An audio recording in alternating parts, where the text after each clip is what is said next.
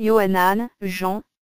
Auteur d'un des 4 évangiles, des 3 épîtres éponymes et de l'Apocalypse, Yohanan, fils de Zabdi, Zébédée, fut l'un des 12 apôtres.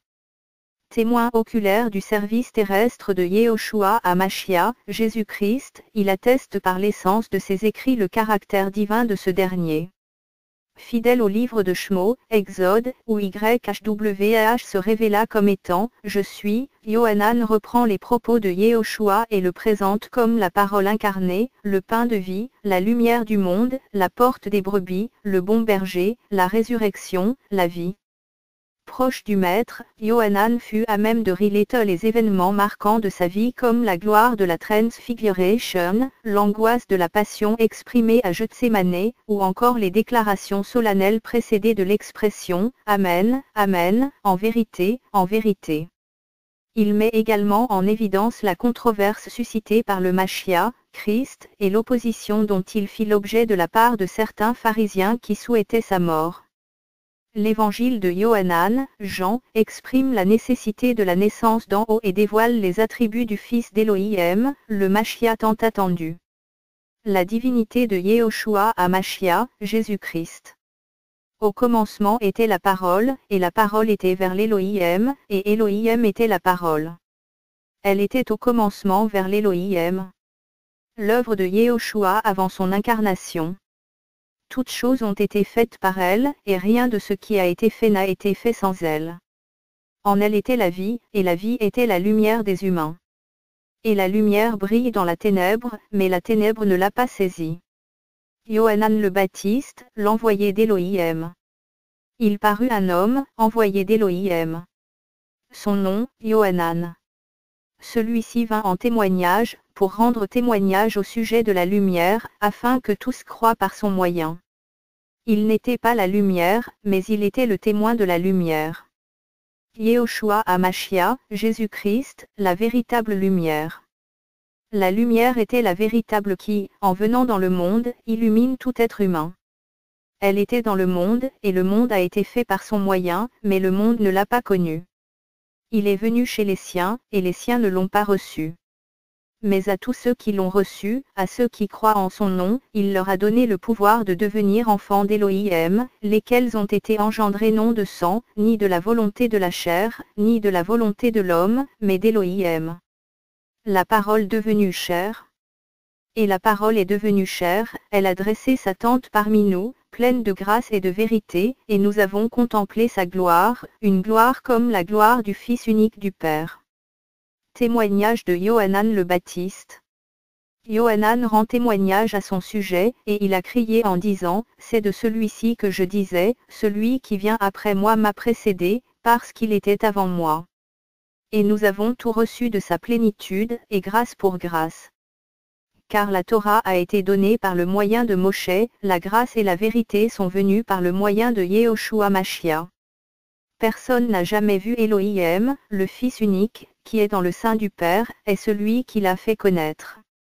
Et c'est ici le témoignage de Yohanan, lorsque les Juifs envoyèrent de Jérusalem des prêtres et des Lévites pour l'interroger, et lui dire, « Toi qui es-tu » Il confessa et ne le nia pas, il confessa, en disant, « Ce n'est pas moi qui suis le Mashiach. » Et ils lui demandèrent, « Quoi donc?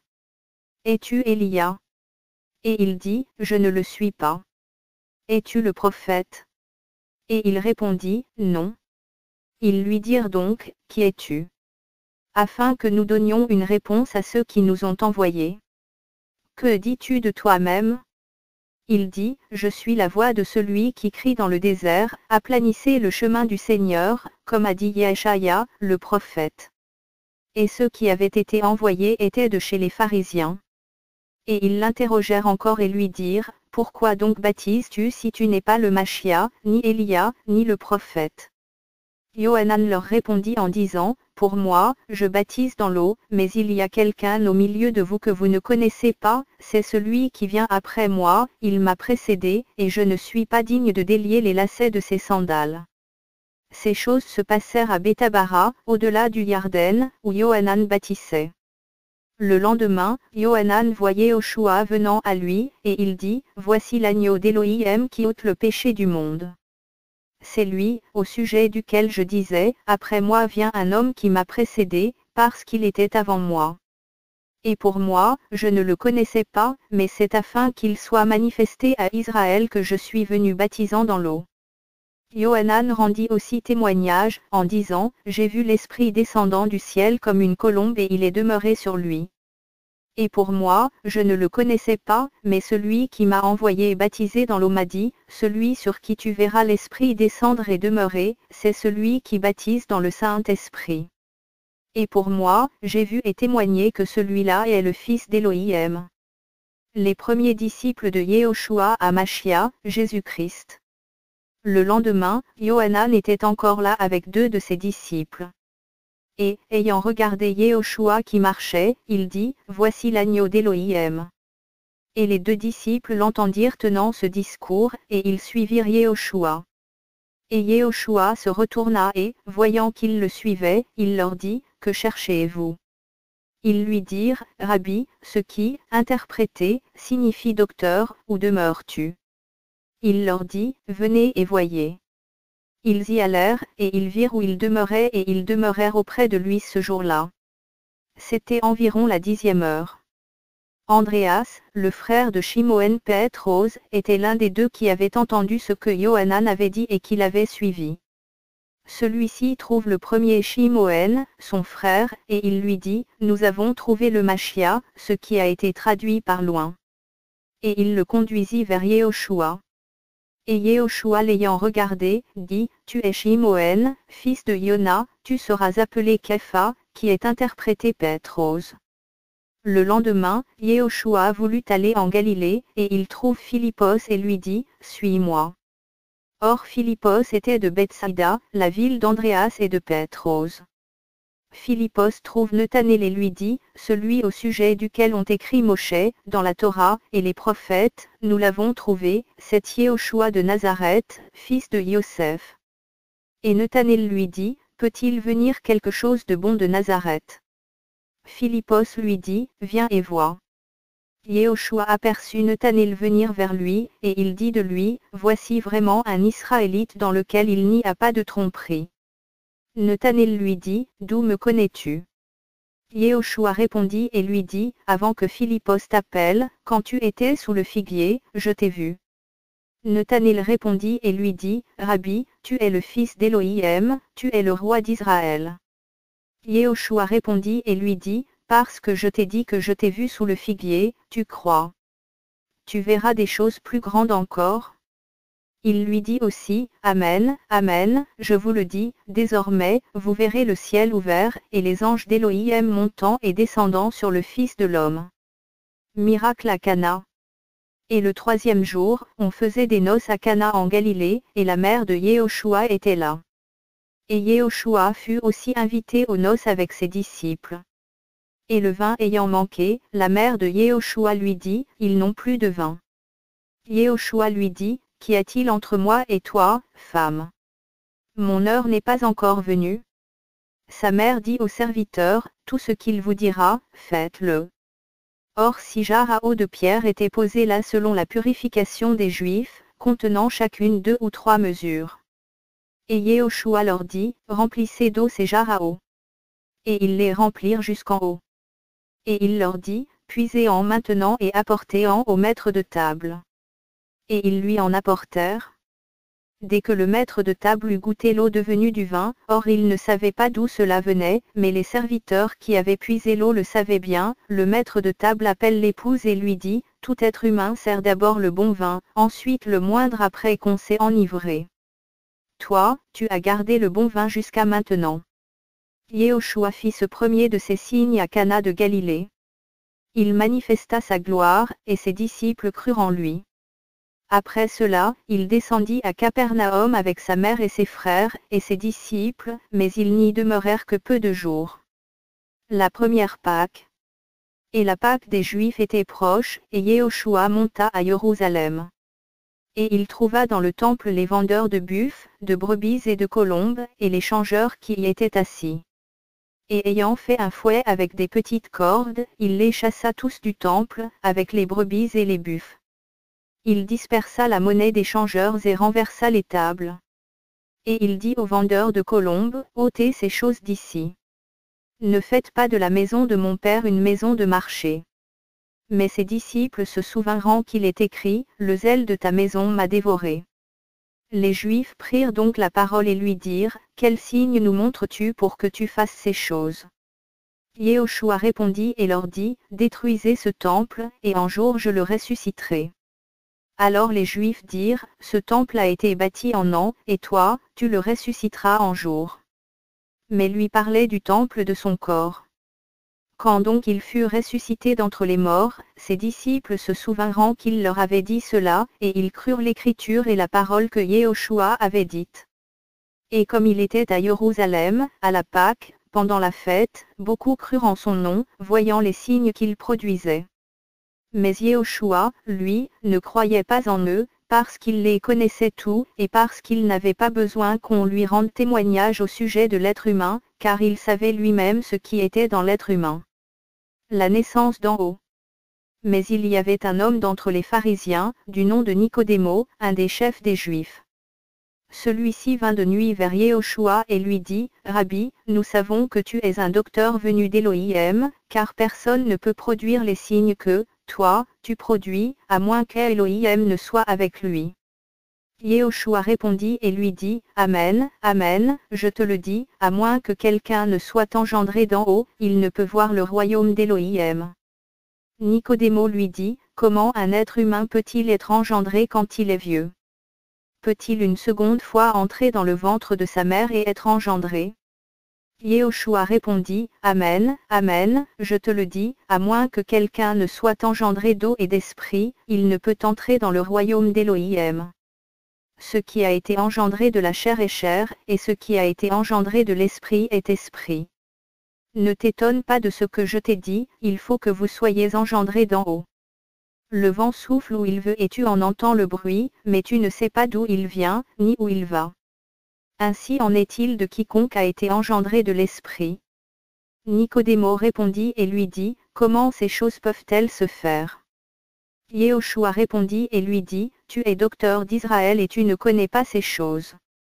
Amen, Amen, je te le dis, nous disons ce que nous savons et nous témoignons de ce que nous avons vu, et vous ne recevez pas notre témoignage. Si je vous ai parlé des choses terrestres et que vous ne croyez pas, comment croirez-vous si je vous parle des choses célestes? Car personne n'est monté au ciel, excepté celui qui est descendu du ciel, le Fils de l'homme qui est dans le ciel. Or comme Moshe éleva le serpent dans le désert, ainsi faut-il que soit élevé le Fils de l'homme, afin que quiconque croit en lui ne périsse pas, mais qu'il ait la vie éternelle. Car Élohim a tant aimé le monde qu'il a donné son Fils unique, afin que quiconque croit en lui ne périsse pas, mais qu'il ait la vie éternelle. Car Élohim n'a pas envoyé son Fils dans le monde pour qu'il juge le monde, mais pour que le monde soit sauvé par son moyen. Celui qui croit en lui n'est pas jugé, mais celui qui ne croit pas est déjà jugé parce qu'il n'a pas cru au nom du Fils unique d'Élohim. Et voici le jugement, c'est que la lumière est venue dans le monde et que les humains ont aimé la ténèbre plus que la lumière, car leurs œuvres étaient mauvaises. Car quiconque pratique le mal est la lumière, et ne vient pas à la lumière, de peur que ses œuvres ne soient exposées. Mais celui qui agit selon la vérité vient à la lumière, afin que ses œuvres soient manifestées, parce qu'elles sont faites en Élohim. Nouveau témoignage de Yohanan le Baptiste. Après ces choses, Yehoshua vint avec ses disciples dans le pays de Judée. Là, il séjournait avec eux et il bâtissait. Or Yohanan bâtissait aussi à Hénon, près de Salim, parce qu'il y avait là beaucoup d'eau, et on y venait pour être baptisé. Car Yohanan n'avait pas encore été mis en prison. Or il y eut un débat entre les disciples de Yohanan et les Juifs concernant la purification. Et ils vinrent près de Yohanan et lui dirent, Rabbi, celui qui était avec toi au-delà du Yarden et à qui tu as rendu témoignage, le voilà qui baptise, et tous vont vers lui. Yohanan répondit et dit, un être humain ne peut rien recevoir, à moins que cela ne lui soit donné du ciel. Vous-même m'êtes témoin que j'ai dit, ce n'est pas moi qui suis le Machia, mais je suis envoyé devant lui. Celui qui a l'épouse, c'est l'époux, mais l'ami de l'époux qui se tient debout et qui l'entend, est ravi de joie à cause de la voix de l'époux. Ainsi donc, cette joie qui est la mienne est accomplie. Il faut qu'il croisse et que je diminue. Celui qui vient d'en haut est au-dessus de tous. Celui qui est de la terre et de la terre, il parle. Celui qui vient du ciel est au-dessus de tous, et ce qu'il a vu et entendu, il le témoigne, mais personne ne reçoit son témoignage. Celui qui a reçu son témoignage a mis un sceau dessus qu'Elohim est véritable. Car celui qu'Elohim a envoyé prononce les paroles d'Elohim, car ce n'est pas avec mesure qu'Elohim donne l'esprit. Le Père aime le Fils et il a remis toutes choses entre ses mains. Celui qui croit au Fils a la vie éternelle, mais celui qui est rebelle au Fils ne verra pas la vie, mais la colère d'Elohim demeure sur lui. Yehoshua se rend en Galilée. Quand donc le Seigneur sut que les pharisiens avaient entendu dire, Yehoshua fait et baptise plus de disciples que Yohanan, toutefois Yehoshua ne baptisait pas lui-même, mais c'étaient ses disciples, il quitta la Judée et retourna encore en Galilée. Yehoshua et la femme samaritaine. Or, il lui fallait passer par la Samarie. Il arriva dans une ville de Samarie, nommée Sichar, près de la terre que Yaakov avait donnée à Yosef, son fils. Or là se trouvait la source de Yaakov. Yehoshua donc, fatigué du voyage, s'était ainsi assis sur la source. C'était environ la 6e heure. Et une femme samaritaine vient pour puiser de l'eau. Yehoshua lui dit, « Donne-moi à boire. » Car ses disciples étaient allés à la ville pour acheter des vivres. Mais cette femme samaritaine lui dit, « Comment toi qui es juif, me demandes-tu à boire, à moi qui suis une femme samaritaine ?» Car les Juifs n'ont pas de relation avec les Samaritains. Yehoshua lui répondit et lui dit, « Si tu connaissais le dos d'Elohim et qui est celui qui te dit, donne-moi à boire, tu lui aurais toi-même demandé à boire, et il t'aurait donné de l'eau vive. » La femme lui dit, « Seigneur, tu n'as rien pour puiser et le puits est profond. D'où aurais-tu donc cette eau vive? Es-tu plus grand que Yaakov, notre père, qui nous a donné ce puits et qui en a bu lui-même, ainsi que ses enfants et son bétail? » Yehoshua répondit et lui dit, « Quiconque boit de cette eau-ci aura encore soif. Mais celui qui boira de l'eau que je lui donnerai n'aura jamais soif, mais l'eau que je lui donnerai deviendra en lui une source d'eau qui jaillira jusque dans la vie éternelle. » La femme lui dit, « Seigneur, donne-moi de cette eau, afin que je n'aie plus soif et que je ne vienne plus puiser ici. » Yehoshua lui dit, « Va, appelle ton mari, et viens ici. » La femme répondit et lui dit, « Je n'ai pas de mari. » Yehoshua lui dit, « Tu as bien dit, je n'ai pas de mari. Car tu as eu 5 maris et celui que tu as maintenant n'est pas ton mari. En cela tu as dit la vérité. » La femme lui dit, « Seigneur, je vois que tu es prophète. Nos pères ont adoré sur cette montagne, et vous, vous dites que le lieu où il faut adorer est à Jérusalem. » Yehoshua lui dit, « Femme, crois-moi, l'heure vient où ce ne sera ni sur cette montagne ni à Jérusalem que vous adorerez le Père. Vous adorez ce que vous ne connaissez pas, nous adorons ce que nous connaissons, car le salut vient des Juifs. Mais l'heure vient et elle est déjà venue, où les véritables adorateurs adoreront le Père en esprit et en vérité. Car ce sont là les adorateurs que le Père demande. Elohim est esprit, et il faut que ceux qui l'adorent l'adorent en esprit et en vérité. » La femme lui répondit, « Je sais que le Machia vient, celui qu'on appelle loin.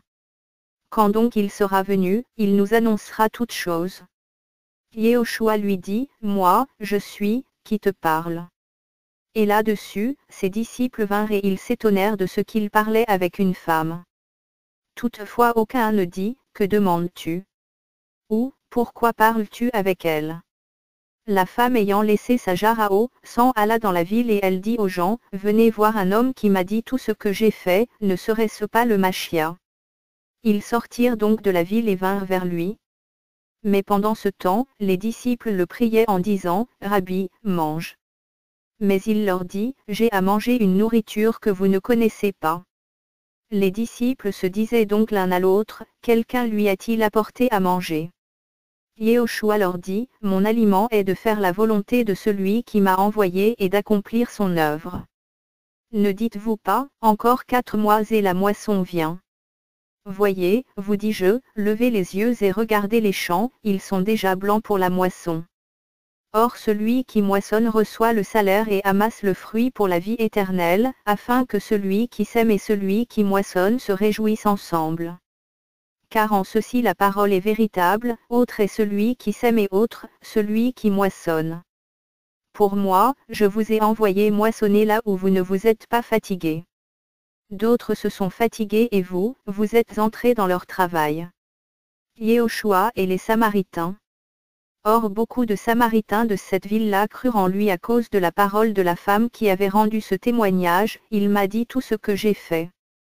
Quand donc les Samaritains vinrent le trouver, ils le prièrent de demeurer avec eux. Et il demeura là 2 jours. Et un beaucoup plus grand nombre crurent à cause de sa parole, et il disait à la femme, ce n'est plus à cause de ta parole que nous croyons, car nous l'avons entendu nous-mêmes et nous savons qu'il est véritablement le Machia, le Sauveur du monde. Yehoshua guérit le fils d'un officier. Or après les 2 jours, il partit de là et s'en alla en Galilée. Car Yehoshua avait rendu témoignage qu'un prophète n'est pas honoré dans son propre pays natal. Quand donc il vint en Galilée, les Galiléens le reçurent, ayant vu toutes les choses qu'il avait faites à Jérusalem le jour de la fête, car eux aussi étaient allés à la fête. Yehoshua donc vint de nouveau à Cana de Galilée, où il avait fait du vin avec de l'eau. Or il y avait à Capernaum un certain serviteur du roi dont le fils était malade, qui, ayant entendu que Yehoshua était venu de Judée en Galilée, s'en alla vers lui et le pria de descendre pour guérir son fils qui était près de mourir. Mais Yehoshua lui dit, si vous ne voyez pas des signes et des prodiges, vous ne croirez donc jamais. Le serviteur du roi lui dit, Seigneur, descends avant que mon enfant meure. Yehoshua lui dit, va, ton fils vit. Cet homme crut à la parole que Yehoshua lui avait dite et il s'en alla. Et comme il descendait déjà, ses esclaves vinrent au-devant de lui et lui apportèrent des nouvelles, en disant, ton garçon vit. Et il leur demanda à quelle heure il s'était trouvé mieux et ils lui dirent, hier, à la 7e heure, la fièvre l'a quitté. Le père reconnut que c'était à cette heure-là que Yehoshua lui avait dit, ton fils vit. Et il crut avec toute sa maison. Yehoshua produisit encore ce second signe après être venu de Judée en Galilée. Guérison d'un paralytique à la piscine de Bethesda. Après ces choses, il y eut une fête des Juifs, et Yehoshua monta à Jérusalem. Or il existe dans Jérusalem, près de la porte des brebis, un réservoir appelé en hébreu Bethesda, ayant 5 portiques. Là était couché un grand nombre de malades, des aveugles, des boiteux, des paralytiques, attendant le mouvement de l'eau. Car un ange descendait à un certain moment dans le réservoir et agitait l'eau, et alors le premier qui y descendait après que l'eau avait été agitée était guéri, quelle que soit la maladie dont il souffrait. Or il y avait là un homme malade depuis ans. Yehoshua, le voyant couché par terre et, sachant qu'il était déjà malade depuis longtemps, lui dit, veux-tu être guéri? Le malade lui répondit, Seigneur, je n'ai personne pour me jeter dans le réservoir quand l'eau est agitée, et pendant que j'y vais, un autre y descend avant moi. Yehoshua lui dit, lève-toi, prends ton lit de camp et marche. Et immédiatement l'homme fut guéri. Il prit son lit de camp et marcha. Or c'était un jour de Shabbat. Les Juifs dirent donc à celui qui avait été guéri, c'est le Shabbat. Il ne t'est pas permis de prendre ton lit. Il leur répondit, celui qui m'a guéri m'a dit, prends ton lit de camp et marche. Alors ils lui demandèrent, qui est celui qui t'a dit, prends ton lit de camp et marche. Mais celui qui avait été guéri ne savait pas qui c'était, car Yehoshua s'était éclipsé du milieu de la foule qui était en ce lieu.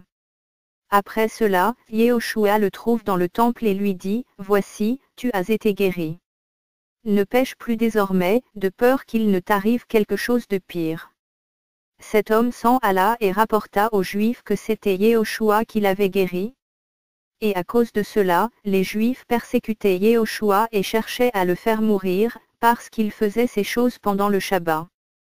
Égalité de Yehoshua avec le Père. Mais Yehoshua leur répondit, mon Père travaille jusqu'à présent, et moi aussi je travaille. Et à cause de cela, les Juifs cherchaient encore plus à le faire mourir, non seulement parce qu'il annulait le Shabbat, mais aussi parce qu'il disait qu'Elohim était son propre père, se faisant égal à Elohim. Mais Yehoshua répondit et leur dit, Amen, Amen, je vous le dis, le Fils ne peut rien faire de lui-même, à moins qu'il ne le voie faire au Père. Car les choses que celui-ci fait, le Fils aussi les fait pareillement. Car le Père aime le Fils et lui montre toutes les choses qu'il fait, et il lui montrera de plus grandes œuvres que celles-ci, afin que vous soyez dans l'admiration. Car, comme le Père ressuscite les morts et donne la vie, de même aussi le Fils donne la vie à ceux qu'il veut. Car le Père ne juge personne, mais il a donné tout jugement au Fils, afin que tous honorent le Fils comme ils honorent le Père. Celui qui n'honore pas le Fils, n'honore pas le Père qui l'a envoyé. Amen, Amen, je vous le dis, celui qui entend ma parole et croit à celui qui m'a envoyé, a la vie éternelle et ne vient pas en jugement, mais il est passé de la mort à la vie. La résurrection. Amen, Amen, je vous le dis, l'heure vient, et elle est même déjà venue, où les morts entendront la voix du Fils d'Élohim, et ceux qui l'auront entendu, vivront. Car comme le Père a la vie en lui-même, ainsi il a donné au Fils d'avoir la vie en lui-même. Et il lui a donné le pouvoir de juger parce qu'il est le Fils de l'homme. Ne soyez pas étonnés de cela, car l'heure vient où tous ceux qui sont dans les sépulcres entendront sa voix et en sortiront. Et ceux qui auront fait des choses bonnes ressusciteront pour la vie, mais ceux qui auront fait des choses mauvaises ressusciteront pour la condamnation. Témoignage en accord avec celui de Yehoshua. Je ne puis rien faire de moi-même, je juge conformément à ce que j'entends, et mon jugement est juste, parce que je ne cherche pas ma volonté, mais la volonté du Père qui m'a envoyé. Si je rends témoignage de moi-même, mon témoignage n'est pas digne de foi. C'est un autre qui rend témoignage de moi, et je sais que le témoignage qu'il rend de moi est digne de foi. Le témoignage de Yohanan le Baptiste. Vous avez envoyé des hommes vers Yohanan, et il a rendu témoignage à la vérité. Or je ne cherche pas le témoignage des humains, mais je dis ces choses afin que vous soyez sauvés. Il était la lampe qui brûle et qui brille, et vous avez voulu vous réjouir une heure à sa lumière. Le témoignage des œuvres de Yehoshua. Mais moi, j'ai un témoignage plus grand que celui de Yohanan, car les œuvres que mon Père m'a donné d'accomplir, ces œuvres mêmes que je fais, témoignent de moi que c'est mon Père qui m'a envoyé. Le témoignage du Père. Et le Père qui m'a envoyé, a lui-même rendu témoignage de moi. Vous n'avez jamais entendu sa voix, vous n'avez jamais vu sa face, et sa parole ne demeure pas en vous, puisque vous ne croyez pas à celui qui l'a envoyé. Le témoignage de l'Écriture. Vous sondez les Écritures, car vous pensez avoir en elles la vie éternelle, et ce sont elles qui rendent témoignage de moi. Mais vous ne voulez pas venir à moi pour avoir la vie. Je ne reçois pas ma gloire des humains. Mais je sais que vous n'avez pas l'amour d'Élohim en vous. Je suis venu au nom de mon Père et vous ne me recevez pas, si un autre vient en son propre nom, vous le recevrez. Comment pouvez-vous croire, vous qui recevez votre gloire les uns des autres et qui ne cherchez pas la gloire qui vient d'Élohim seul? Ne pensez pas que ce soit moi qui vous accuserai devant le Père. Celui qui vous accuse, c'est Moshe, en qui vous espérez. Car si vous croyez Moshe, vous me croiriez aussi, car il a écrit sur moi. Mais si vous ne croyez pas à ses écrits, comment croirez-vous à mes paroles? Multiplication des pains. Après ces choses, Yehoshua s'en alla au-delà de la mer de Galilée, de Tibériade. Et une grande foule le suivait, parce qu'elle voyait les signes qu'il produisait sur les malades. Mais Yehoshua monta sur une montagne, et il s'assit là avec ses disciples. Or la Pâque, la fête des Juifs, était proche.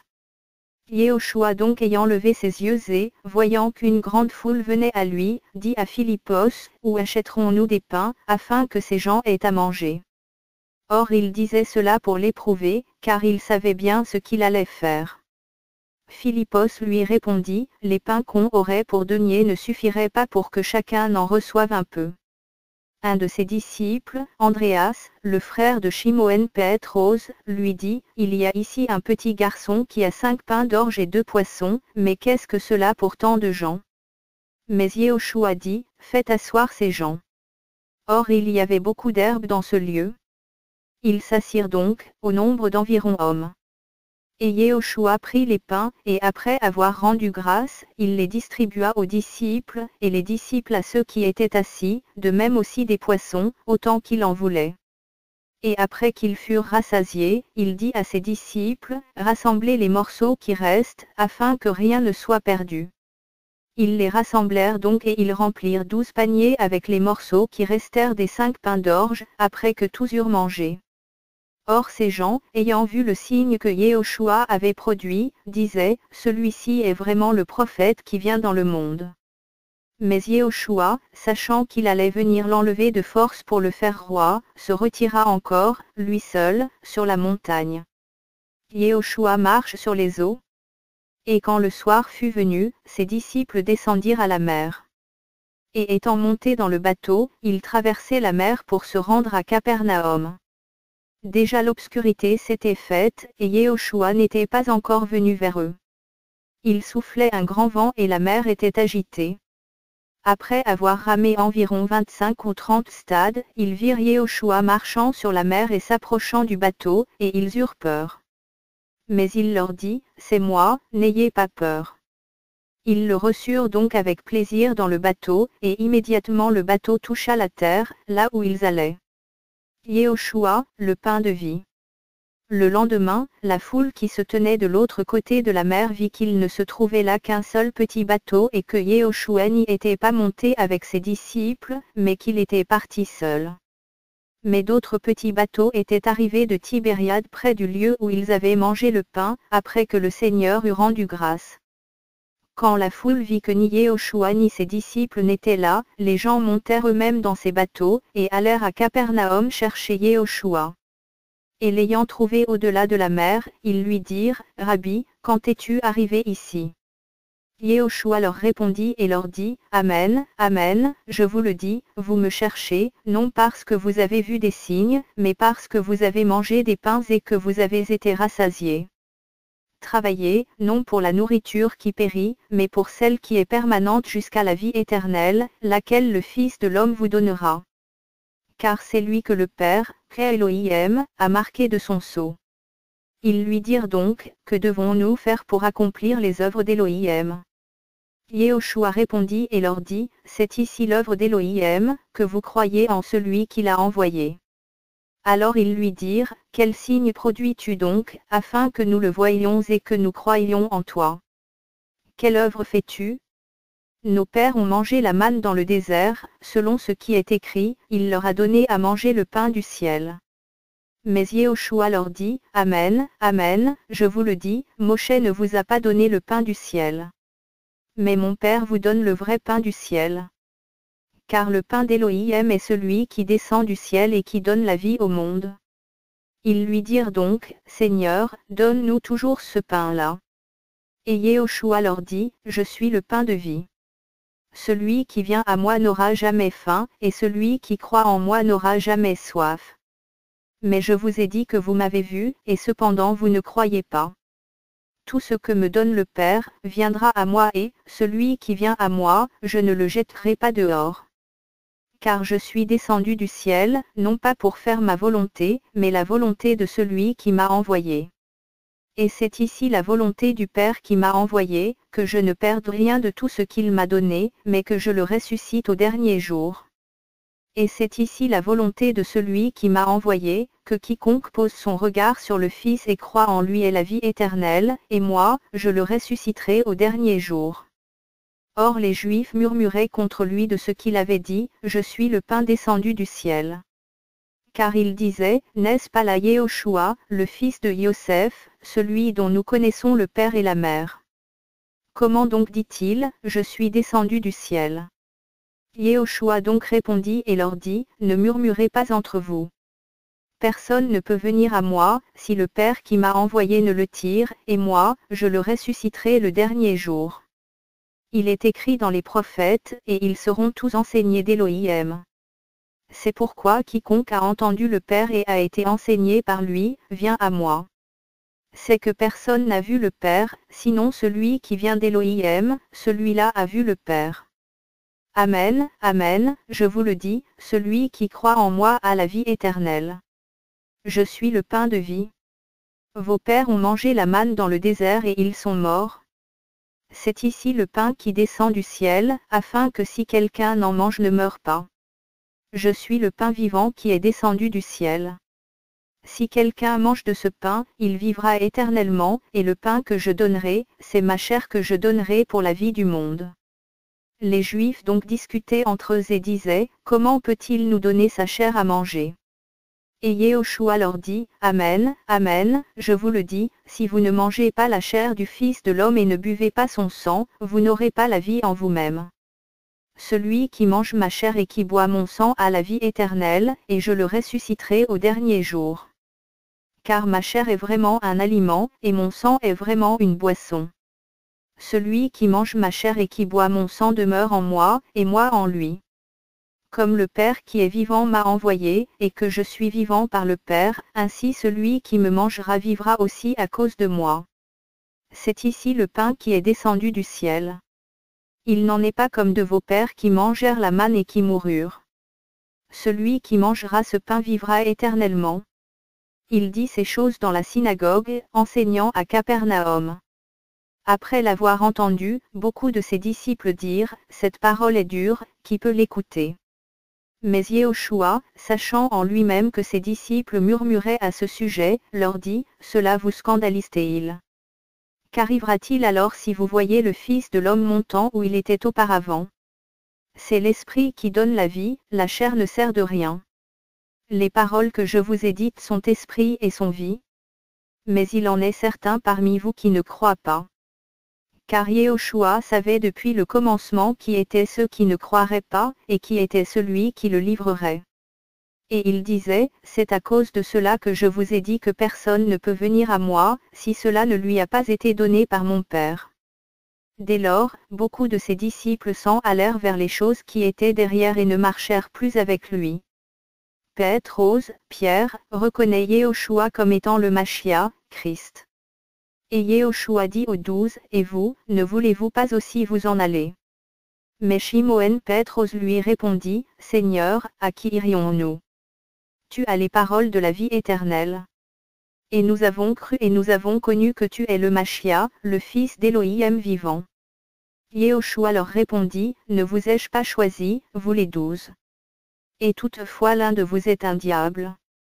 Or il parlait de Yehuda Iscariot, fils de Shimon, car c'était lui qui devait le livrer, quoiqu'il fût l'un des 12. L'incrédulité des frères de Yehoshua. Et après ces choses, Yehoshua parcourait la Galilée, car il ne voulait pas circuler en Judée, parce que les Juifs cherchaient à le faire mourir. Or la fête des Juifs, la construction d'un tabernacle, était proche. Et ses frères lui dirent, pars d'ici et va en Judée, afin que tes disciples aussi voient les œuvres que tu fais. Car on ne fait rien en secret lorsqu'on cherche à se mettre en évidence. Si tu fais ces choses, montre-toi toi-même au monde. Car ses frères non plus ne croyaient pas en lui. Et Yehoshua leur dit, mon temps n'est pas encore venu, mais votre temps est toujours prêt. Le monde ne peut pas vous haïr, mais moi, il me hait parce que je témoigne à son sujet que ses œuvres sont mauvaises. Vous, montez à cette fête. Pour moi, je n'y monte pas encore, parce que mon temps n'est pas encore accompli. Et après leur avoir dit ces choses, il resta en Galilée. Yehoshua à la fête des Tabernacles. Mais lorsque ses frères furent montés, alors il y monta aussi lui-même, non publiquement, mais comme en secret. Les Juifs le cherchaient pendant la fête, et ils disaient, où est-il? Et il y avait un grand murmure à son sujet parmi la foule. Les uns disaient, c'est un homme bon. Mais d'autres disaient, non, il égare la foule. Toutefois personne ne parlait franchement de lui, à cause de la crainte qu'on avait des Juifs. Mais, comme on était déjà au milieu de la fête, Yehoshua monta au temple et il enseignait. Et les Juifs s'étonnaient, disant, comment celui-ci connaît-il les lettres sans avoir été enseigné? Yehoshua leur répondit et dit, ma doctrine n'est pas de moi, mais de celui qui m'a envoyé. Si quelqu'un veut faire sa volonté, il saura si ma doctrine est d'Élohim ou si je parle de moi-même. Celui qui parle de lui-même cherche sa propre gloire, mais celui qui cherche la gloire de celui qui l'a envoyé est véritable, et il n'y a pas d'injustice en lui. Moshe ne vous a-t-il pas donné la Torah? Cependant, aucun de vous n'observe la Torah. Pourquoi cherchez-vous à me faire mourir? La foule répondit, tu as un démon. Qui est-ce qui cherche à te faire mourir? Yehoshua répondit et leur dit, j'ai fait une œuvre et vous en êtes tous étonnés. C'est pour cela que Moshe vous a donné la circoncision, non qu'elle vienne de Moshe, mais elle vient des pères, et que vous circoncisez un homme le jour du Shabbat. Si un homme reçoit la circoncision le jour du Shabbat sans que la Torah de Moshe soit renversée, pourquoi êtes-vous fâchés contre moi parce que j'ai rendu toute sa santé à un homme le jour du Shabbat? Ne jugez pas sur l'apparence, mais jugez d'un juste jugement. Alors quelques-uns de ceux de Jérusalem disaient, n'est-ce pas celui qu'il cherche à faire mourir? Et cependant voici, il parle librement, et ils ne lui disent rien. Est-ce que vraiment les chefs auraient reconnu qu'il est véritablement le Machia? Or nous savons d'où est celui-ci, mais quand le Machia viendra, personne ne saura d'où il est. Yehoshua donc criait dans le temple, enseignant et disant, vous me connaissez et vous savez d'où je suis. Je ne suis pas venu de moi-même, mais celui qui m'a envoyé est véritable, et vous ne le connaissez pas. Mais moi, je le connais, car je suis de lui et c'est lui qui m'a envoyé. Il cherchait donc à se saisir de lui, mais personne ne mit la main sur lui, parce que son heure n'était pas encore venue. Et beaucoup parmi la foule crurent en lui, et ils disaient, le Machia, quand il viendra, produira-t-il plus de signes que celui-ci n'en a produit? Les pharisiens entendirent la foule murmurant ces choses à son sujet. Et les pharisiens avec les principaux prêtres envoyèrent des huissiers pour se saisir de lui. Alors Yehoshua leur dit, je suis encore pour un peu de temps avec vous, et je m'en vais vers celui qui m'a envoyé. Vous me chercherez mais vous ne me trouverez pas, et vous ne pouvez pas venir là où je suis. Les Juifs dirent donc entre eux, où celui-ci va-t-il aller que nous ne le trouverons pas? Doit-il aller dans la diaspora des Grecs et enseigner les Grecs? Quelle est cette parole qu'il a dite, vous me chercherez, mais vous ne me trouverez pas, vous ne pouvez pas venir là où je suis. Mais le dernier jour, le grand jour de la fête, Yehoshua se tenait debout, et il cria disant, si quelqu'un a soif, qu'il vienne à moi et qu'il boive.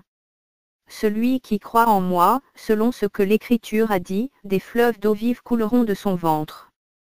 Or il dit cela de l'Esprit que doivent recevoir ceux qui croient en lui. Car le Saint-Esprit n'était pas encore, parce que Yehoshua n'était pas encore glorifié. La foule divisée à cause de Yehoshua. Dans la foule, beaucoup de ceux qui avaient entendu ces paroles disaient, celui-ci est vraiment le prophète. D'autres disaient, celui-ci est le Machia. Mais d'autres disaient, le Machia vient-il donc de la Galilée? L'Écriture ne dit-elle pas que le Machia vient de la postérité de David et du village de Bethléem, d'où était David? Il y eut donc de la division parmi la foule à cause de lui. Et quelques-uns d'entre eux voulaient le saisir, mais personne ne mit la main sur lui. Alors les huissiers vinrent vers les principaux prêtres et les pharisiens, et ceux-ci leur dirent, pourquoi ne l'avez-vous pas amené? Les huissiers répondirent, jamais homme n'a parlé comme cet homme. Alors les pharisiens leur répondirent, avez-vous été égarés, vous aussi? Y a-t-il quelqu'un des chefs ou des pharisiens qui ait cru en lui? Mais cette foule qui ne connaît pas la Torah, ce sont des maudits. Nicodémo, celui qui était venu vers Yehoshua de nuit et qui était l'un d'entre eux, leur dit, notre Torah juge-t-elle un être humain sans qu'on l'ait entendu auparavant, et qu'on ait pris connaissance de ce qu'il a fait? Ils répondirent et lui dirent, es-tu aussi galiléen? Examine et tu verras qu'aucun prophète n'a été suscité de Galilée. Et chacun s'en alla dans sa maison. La femme adultère. Mais Yehoshua se rendit à la montagne des Oliviers. Mais à l'aube, il alla de nouveau dans le temple, et tout le peuple vint à lui. Et s'étant assis, il les enseignait. Alors les scribes et les pharisiens lui amenèrent une femme surprise en adultère et, l'ayant placée au milieu, ils lui disent, Docteur, cette femme a été prise sur le fait, comme étant adultère.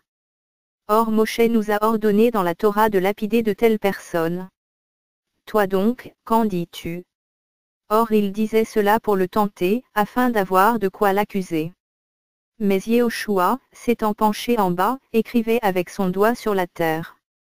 Et comme il continuait à l'interroger, s'étant relevé, il leur dit, que celui de vous qui est sans péché jette le premier la pierre contre elle. Et s'étant encore baissé, il écrivait sur la terre. Mais eux, ayant entendu cela, et étant condamnés par leur conscience, ils se retirèrent un à un, en commençant depuis les plus anciens jusqu'aux derniers, et Yehoshua fut laissé seul, la femme se tenant au milieu. Mais Yehoshua s'étant relevé, et ne voyant plus que la femme, il lui dit, « Femme, où sont tes accusateurs? Personne ne t'a-t-il condamné ?» Elle dit, « Personne, Seigneur. » Et Yehoshua lui dit, « Je ne te condamne pas non plus, va, et ne pêche plus. » Le témoignage de Yehoshua. Alors Yehoshua leur parla encore, en disant, « Je suis la lumière du monde. Celui qui me suit ne marchera pas dans la ténèbre, mais il aura la lumière de la vie. » Alors les pharisiens lui dirent, « Tu rends témoignage de toi-même, ton témoignage n'est pas digne de foi. » Yehoshua répondit et leur dit, « Quoique je rende témoignage de moi-même, mon témoignage est digne de foi, car je sais d'où je suis venu et où je vais. Mais vous, vous ne savez pas d'où je viens ni où je vais. Vous jugez selon la chair, mais moi, je ne juge personne. Et si je juge, mon jugement est digne de foi, parce que je ne suis pas seul, mais avec moi est le Père qui m'a envoyé. Mais il est aussi écrit dans votre Torah que le témoignage de deux hommes est digne de foi. C'est moi qui rends témoignage de moi-même, et le Père qui m'a envoyé rend aussi témoignage de moi. » Alors ils lui dirent, « Où est ton Père ?» Yehoshua répondit, « Vous ne connaissez ni moi, ni mon Père. Si vous me connaissiez, vous connaîtriez aussi mon Père. » Yehoshua dit ces paroles dans le trésor, enseignant dans le temple, mais personne ne le saisit, parce que son heure n'était pas encore venue. Alors Yehoshua leur dit encore, « Je m'en vais et vous me chercherez et vous mourrez dans votre péché. Vous ne pouvez pas venir là où je vais ?» Les Juifs disaient donc, « Se tuera-t-il lui-même, puisqu'il dit, vous ne pouvez pas venir là où je vais. » Et il leur dit, « Vous êtes d'en bas, mais moi, je suis d'en haut. Vous êtes de ce monde, mais moi, je ne suis pas de ce monde. C'est pourquoi je vous ai dit que vous mourrez dans vos péchés. Car si vous ne croyez pas que je suis, vous mourrez dans vos péchés. » Alors ils lui dirent, « Toi, qui es-tu » Et Yehoshua leur dit, « Dès le commencement ce que je vous dis en effet. J'ai beaucoup de choses à dire de vous et à juger, mais celui qui m'a envoyé est vrai, et les choses que j'ai entendues de lui, je les dis pour le monde. » Ils ne comprirent pas qu'il leur parlait du Père. Yehoshua leur dit donc, « Quand vous aurez élevé le Fils de l'homme, vous connaîtrez alors que je suis et que je ne fais rien de moi-même, mais que je dis ces choses selon ce que mon Père m'a enseigné. Et celui qui m'a envoyé est avec moi. Le Père ne m'a pas laissé seul, parce que je fais toujours les choses qui lui plaisent. » Comme il disait ces choses, beaucoup crurent en lui. Yehoshua donc disait aux Juifs qui avaient cru en lui, « Si vous demeurez dans ma parole, vous serez vraiment mes disciples. Et vous connaîtrez la vérité et la vérité vous rendra libre. » Ils lui répondirent, « Nous sommes la postérité d'Abraham et nous n'avons jamais été esclaves de personne, comment donc dis-tu, vous deviendrez libres ?» Yehoshua leur répondit, « Amen, Amen, je vous dis que quiconque pratique le péché est esclave du péché. Or l'esclave ne demeure pas toujours dans la maison, le Fils y demeure pour l'éternité. Si donc le Fils vous affranchit, vous serez vraiment libre. Je sais que vous êtes la postérité d'Abraham, mais vous cherchez à me faire mourir, parce que ma parole ne trouve pas de place en vous. Moi, je dis ce que j'ai vu chez mon Père et vous, par conséquent, vous faites ce que vous avez vu chez votre Père. » Ils répondirent et lui dirent, « Notre Père c'est Abraham. » Yehoshua leur dit, « Si vous étiez enfants d'Abraham, vous feriez les œuvres d'Abraham. Mais maintenant vous cherchez à me faire mourir, moi, un homme qui vous ai annoncé la vérité que j'ai entendue d'Élohim. Cela, Abraham ne l'a pas fait. Vous faites les œuvres de votre Père ?» Alors ils lui dirent, « Nous ne sommes pas nés de la fornication. Nous avons un seul Père, Élohim. » Yehoshua donc leur dit, si Elohim était votre père, vous m'aimeriez, car c'est d'Elohim que je suis sorti et que je viens. Car je ne suis pas venu de moi-même, mais c'est lui qui m'a envoyé. Pourquoi ne comprenez-vous pas mon langage? C'est parce que vous ne pouvez pas écouter ma parole. Le père dont vous êtes issus c'est le diable, et vous voulez accomplir les désirs de votre père. Il a été meurtrier dès le commencement, et il ne s'est pas tenu dans la vérité, parce que la vérité n'est pas en lui. Quand il dit le mensonge, il parle de son propre fond, parce qu'il est menteur et le père du mensonge. Mais pour moi, parce que je dis la vérité, vous ne me croyez pas. Qui d'entre vous me convainc de péché? Et si je dis la vérité, pourquoi ne me croyez-vous pas? Celui qui est d'Elohim entend les paroles d'Elohim. Mais vous n'entendez pas, parce que vous n'êtes pas d'Elohim. Alors les Juifs répondirent, et lui dirent, n'avons-nous pas raison de dire que tu es un Samaritain et que tu as un démon? Yehoshua répondit, je n'ai pas de démon, mais j'honore mon Père et vous me déshonorez. Or je ne cherche pas ma gloire. Il y en a un qui la cherche et qui juge. Amen, amen, je vous le dis, si quelqu'un garde ma parole, il ne verra pas la mort, à jamais. Les Juifs lui dirent donc, maintenant, nous savons que tu as un démon. Abraham est mort, et les prophètes aussi, et tu dis, si quelqu'un garde ma parole, il ne goûtera pas la mort, à jamais. Es-tu plus grand que notre père Abraham qui est mort? Les prophètes aussi sont morts? Qui te fais-tu toi-même? Yehoshua répondit, si je me glorifie moi-même, ma gloire n'est rien. C'est mon Père qui me glorifie, lui que vous dites être votre Elohim. Et vous ne le connaissez pas, mais moi je le connais. Et si je disais que je ne le connais pas, je serais semblable à vous, un menteur. Mais je le connais et je garde sa parole. Abraham, votre père, s'est fortement réjoui de ce qu'il verrait mon jour. Il l'a vu et il s'est réjoui. Les Juifs lui dirent donc, tu n'as pas encore et tu as vu Abraham. Yehoshua leur dit, Amen, Amen, je vous le dis, avant qu'Abraham soit venu à l'existence, je suis. Alors ils prirent des pierres pour les jeter contre lui, mais Yehoshua se cacha et sortit du temple, passant au milieu d'eux. Et c'est ainsi qu'il s'en alla. Yehoshua guérit un aveugle-né. Et en passant, il vit un homme aveugle de naissance. Et ses disciples l'interrogèrent, en disant, Rabbi, qui a péché? Celui-ci, ou son père, ou sa mère, pour qu'il soit né aveugle? Yehoshua répondit, ni celui-ci, ni son père, ni sa mère n'ont péché, mais c'est afin que les œuvres d'Elohim soient manifestées en lui. Il faut que je fasse, tandis qu'il est jour, les œuvres de celui qui m'a envoyé. La nuit vient où personne ne peut travailler. Pendant que je suis dans le monde, je suis la lumière du monde. Ayant dit ces paroles, il cracha à terre et fit de la boue avec sa salive, et mit de cette boue sur les yeux de l'aveugle. Et il lui dit, va et lave-toi au réservoir de Siloé, ce qui est interprété envoyé. Il y alla donc, se lava et s'en retourna voyant clair. Les voisins donc, et ceux qui le voyaient auparavant lorsqu'il était aveugle, disaient, n'est-ce pas celui qui était assis et qui demandait l'aumône? Les uns disaient, c'est lui. D'autres disaient, c'est quelqu'un qui lui ressemble. Mais lui-même disait, c'est moi. Il lui disait donc, comment tes yeux ont-ils été ouverts? Il répondit et dit, l'homme, qu'on appelle Yehoshua, a fait de la boue et m'a oint les yeux, et m'a dit, va au réservoir de Siloé et lave-toi. J'y suis allé, je me suis lavé et j'ai recouvré la vue. Alors ils lui dirent, où est-il celui-là? Il dit, je ne sais pas. Ils amenèrent aux pharisiens celui qui auparavant avait été aveugle. Or c'était en un jour de Shabbat que Yehoshua avait fait de la boue et lui avait ouvert les yeux. Alors les pharisiens lui demandèrent de nouveau comment il avait recouvré la vue. Et il leur dit, il a mis de la boue sur mes yeux, et je me suis lavé, et je vois.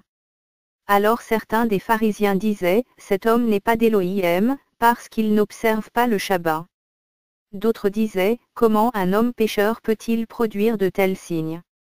Et il y avait division parmi eux. Ils disent encore à l'aveugle, toi, que dis-tu de lui, sur ce qu'il t'a ouvert les yeux? Il dit, c'est un prophète.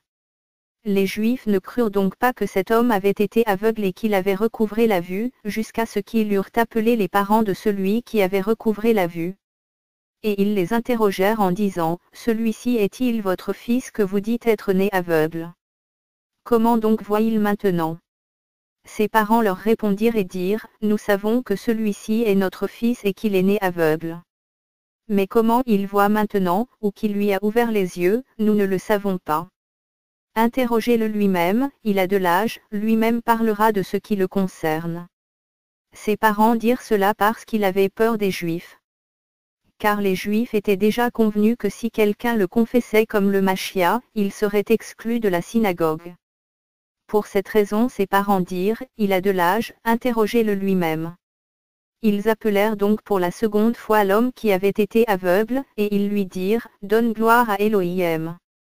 Nous savons que cet homme est un pécheur. Lui donc répondit et dit, je ne sais pas si c'est un pécheur, je sais une chose, c'est que j'étais aveugle et que maintenant je vois. Mais ils lui dirent de nouveau, que t'a-t-il fait? Comment a-t-il ouvert tes yeux? Il leur répondit, je vous l'ai déjà dit et vous ne l'avez pas écouté, pourquoi voulez-vous l'entendre encore? Voulez-vous aussi être ses disciples? Alors ils l'injurièrent et lui dirent, toi, tu es le disciple de celui-là. Nous sommes disciples de Moshe. Nous savons qu'Elohim a parlé à Moshe, mais celui-ci, nous ne savons pas d'où il est. Cet homme répondit et leur dit, voilà en effet ce qui est étonnant, que vous ne sachiez pas d'où il est, et il m'a ouvert les yeux. Or nous savons qu'Elohim n'exauce pas les pécheurs, mais si quelqu'un est pieux envers Elohim et fait sa volonté, il l'exauce. On n'a jamais entendu dire que quelqu'un ait ouvert les yeux d'un aveugle-né. Si celui-ci n'était pas d'Elohim, il ne pourrait rien faire. Ils répondirent et lui dirent, tu as été engendré tout entier dans le péché et tu nous enseignes. Et ils le jetèrent dehors. L'aveugle-né adore Yehoshua. Yehoshua apprit qu'il l'avait jeté dehors. Et, l'ayant trouvé, il lui dit, crois-tu au Fils d'Elohim? Il répondit et dit, qui est-il Seigneur, afin que je croie en lui? Et Yehoshua lui dit, tu l'as vu, et c'est celui qui te parle. Et il dit, je crois, Seigneur. Et il l'adora. Et Yehoshua dit, je suis venu dans ce monde pour exercer le jugement, afin que ceux qui ne voient pas voient, et que ceux qui voient deviennent aveugles. Et ceux des pharisiens qui étaient avec lui entendirent cela et lui dirent, et nous, sommes-nous aussi aveugles? Yehoshua leur répondit, si vous étiez aveugles, vous n'auriez pas de péché. Mais maintenant vous dites, nous voyons. C'est à cause de cela que votre péché demeure. Yehoshua, le bon berger. Amen, amen, je vous le dis, celui qui n'entre pas par la porte dans la bergerie des brebis, mais qui y monte par ailleurs, celui-là est un voleur et un brigand. Mais celui qui entre par la porte est le berger des brebis. C'est à celui-ci que le gardien de la porte ouvre, et les brebis entendent sa voix, et il appelle ses propres brebis par leur nom et il les conduit dehors. Et quand il a fait sortir toutes ses propres brebis, il marche devant elles et les brebis le suivent parce qu'elles connaissent sa voix. Mais elles ne suivront pas un étranger, mais elles fuiront loin de lui, parce qu'elles ne connaissent pas la voix des étrangers. Yehoshua leur dit cette parabole, mais ils ne comprirent pas quelles étaient les choses dont il leur parlait. Yehoshua donc leur dit encore, Amen, Amen, je vous le dis, je suis la porte des brebis. Tous ceux qui sont venus avant moi sont des brigands et des voleurs, mais les brebis ne les ont pas écoutés. Je suis la porte. Si quelqu'un entre par moi, il sera sauvé. Il entrera et il sortira, et il trouvera du pâturage. Le voleur ne vient que pour voler, et tuer et détruire. Moi, je suis venu afin qu'elle ait la vie et qu'elle l'ait même en abondance. Je suis le bon berger. Le bon berger donne sa vie pour ses brebis. Mais le mercenaire, qui n'est pas le berger, et à qui n'appartiennent pas les brebis, voit venir le loup, abandonne les brebis et s'enfuit, et le loup arrache et disperse les brebis. Mais le mercenaire s'enfuit, parce qu'il est mercenaire et qu'il ne se soucie pas des brebis. Je suis le bon berger. Je connais les miens et les miens me connaissent, comme le Père me connaît, je connais aussi le Père, et je donne ma vie pour mes brebis. J'ai encore d'autres brebis qui ne sont pas de cette bergerie. Celles-là aussi, il faut que je les amène, elles entendront ma voix et elles deviendront un seul troupeau, un seul berger. À cause de ceci le Père m'aime, parce que je donne ma vie afin de la reprendre. Personne ne me l'ôte, mais je la donne de moi-même. J'ai le pouvoir de la donner, et j'ai le pouvoir de la reprendre. J'ai reçu cet ordre de mon Père. Il y eut de nouveau de la division parmi les Juifs à cause de ces discours. Mais beaucoup d'entre eux disaient, il a un démon, il est fou. Pourquoi l'écoutez-vous? Et les autres disaient, ce ne sont pas les paroles d'un démoniaque. Un démon peut-il ouvrir les yeux des aveugles? Yehoshua affirme sa divinité.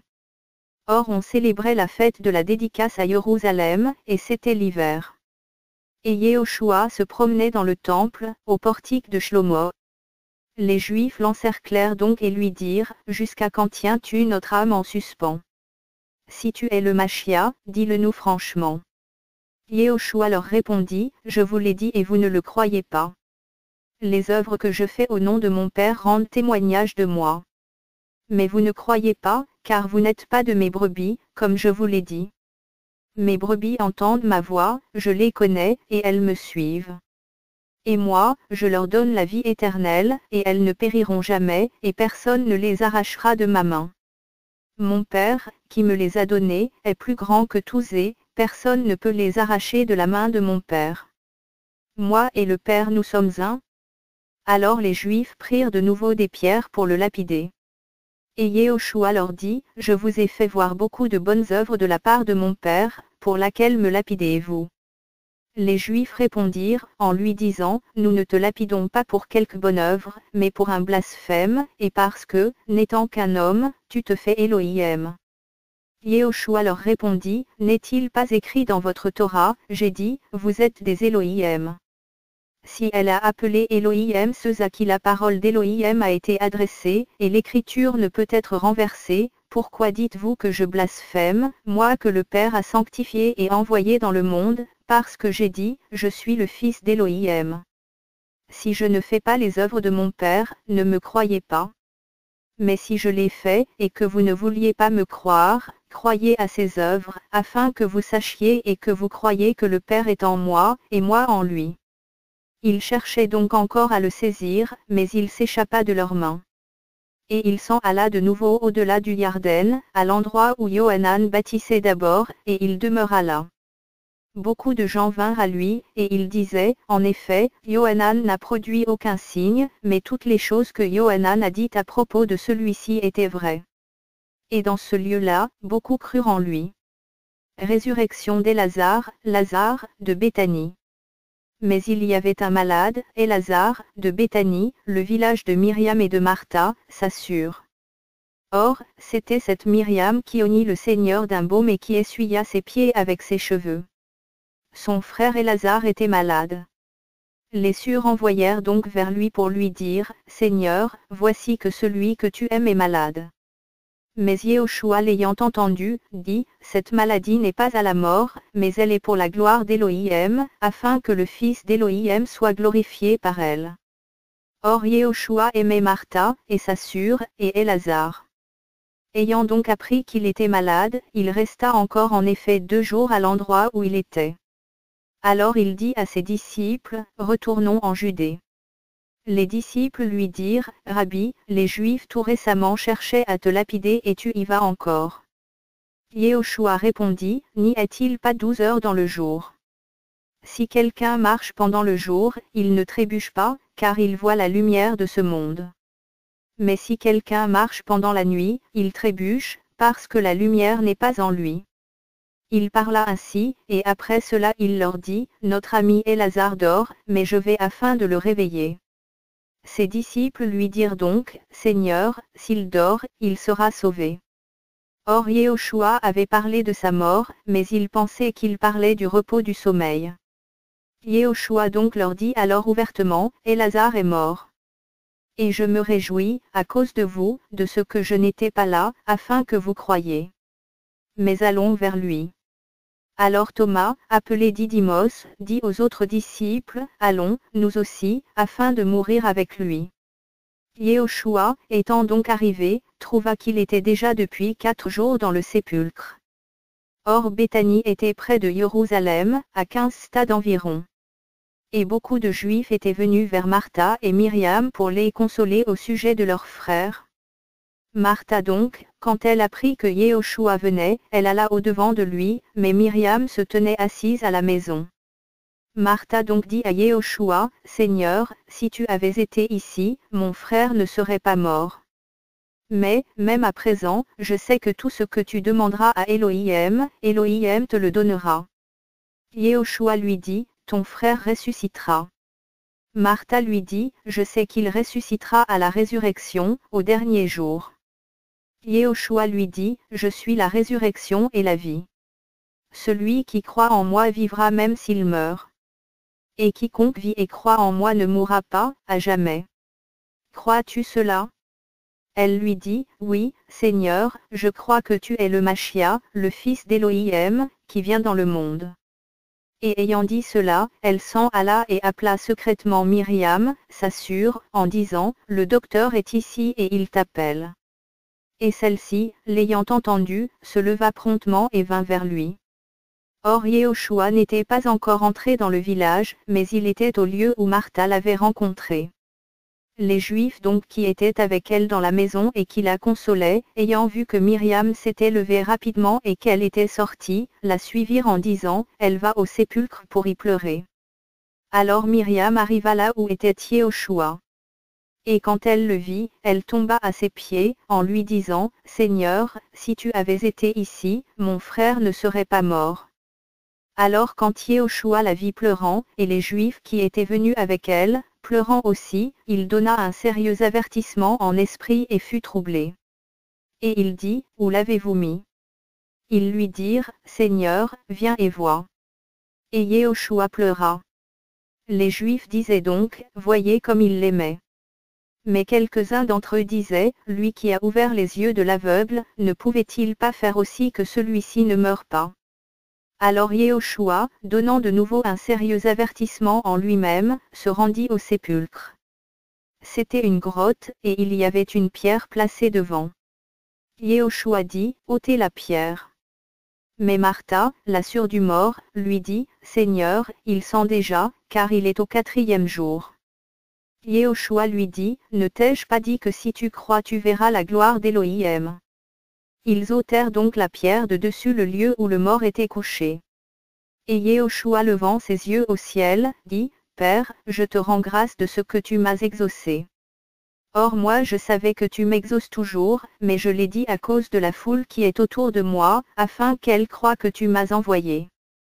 Et ayant dit ces choses, il cria d'une grande voix, Lazare, sors dehors. Alors le mort sortit, ayant les mains et les pieds liés de bandes, et son visage était enveloppé d'un mouchoir. Yehoshua leur dit, déliez-le et laissez-le aller. Alors beaucoup de Juifs qui étaient venus vers Myriam et qui avaient vu ce que Yehoshua avait fait, crurent en lui. Mais quelques-uns d'entre eux allèrent vers les pharisiens et leur dirent les choses que Yehoshua avait faites. Les principaux prêtres et les pharisiens complotent contre Yehoshua. Alors les principaux prêtres et les pharisiens rassemblèrent le Sanhédrin, et ils dirent, que ferons-nous? Parce que cet homme produit beaucoup de signes. Si nous le laissons faire, tout le monde croira en lui, et les Romains viendront et ils détruiront et ce lieu et notre nation. Mais l'un d'entre eux, Caiapha, étant le grand prêtre cette année-là, leur dit, vous n'y comprenez rien, et vous ne raisonnez pas qu'il nous est profitable qu'un homme meure pour le peuple, et que toute la nation ne périsse pas. Or il ne dit pas cela de lui-même, mais étant grand prêtre cette année-là, il prophétisa que Yehoshua devait mourir pour la nation. Et non pas seulement pour la nation, mais aussi afin qu'il rassemblât en un seul corps les enfants d'Elohim dispersés. Alors depuis ce jour-là, ils se concertèrent ensemble pour le faire mourir. Yehoshua donc cessa de marcher ouvertement parmi les Juifs, mais il se retira dans la contrée voisine du désert, dans une ville appelée Éphraïm. Et il demeura là avec ses disciples. Or la Pâque des Juifs était proche. Et beaucoup de gens du pays montèrent à Jérusalem avant la Pâque, afin de se purifier. Ils cherchaient donc Yehoshua et se disaient les uns les autres, se tenant là dans le temple, que pensez-vous de ce qu'il ne vient pas à la fête?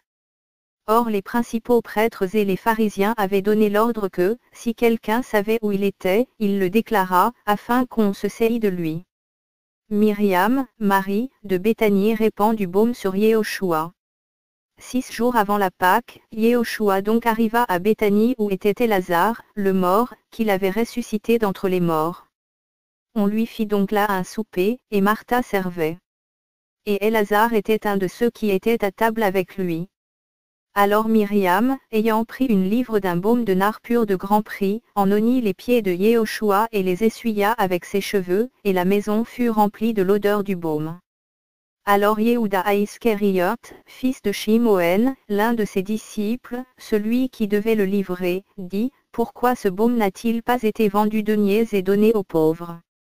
Or il dit cela, non parce qu'il se souciait des pauvres, mais parce qu'il était voleur, et que, tenant la bourse, il prenait ce qu'on y mettait. Alors Yehoshua lui dit, « Laisse-la.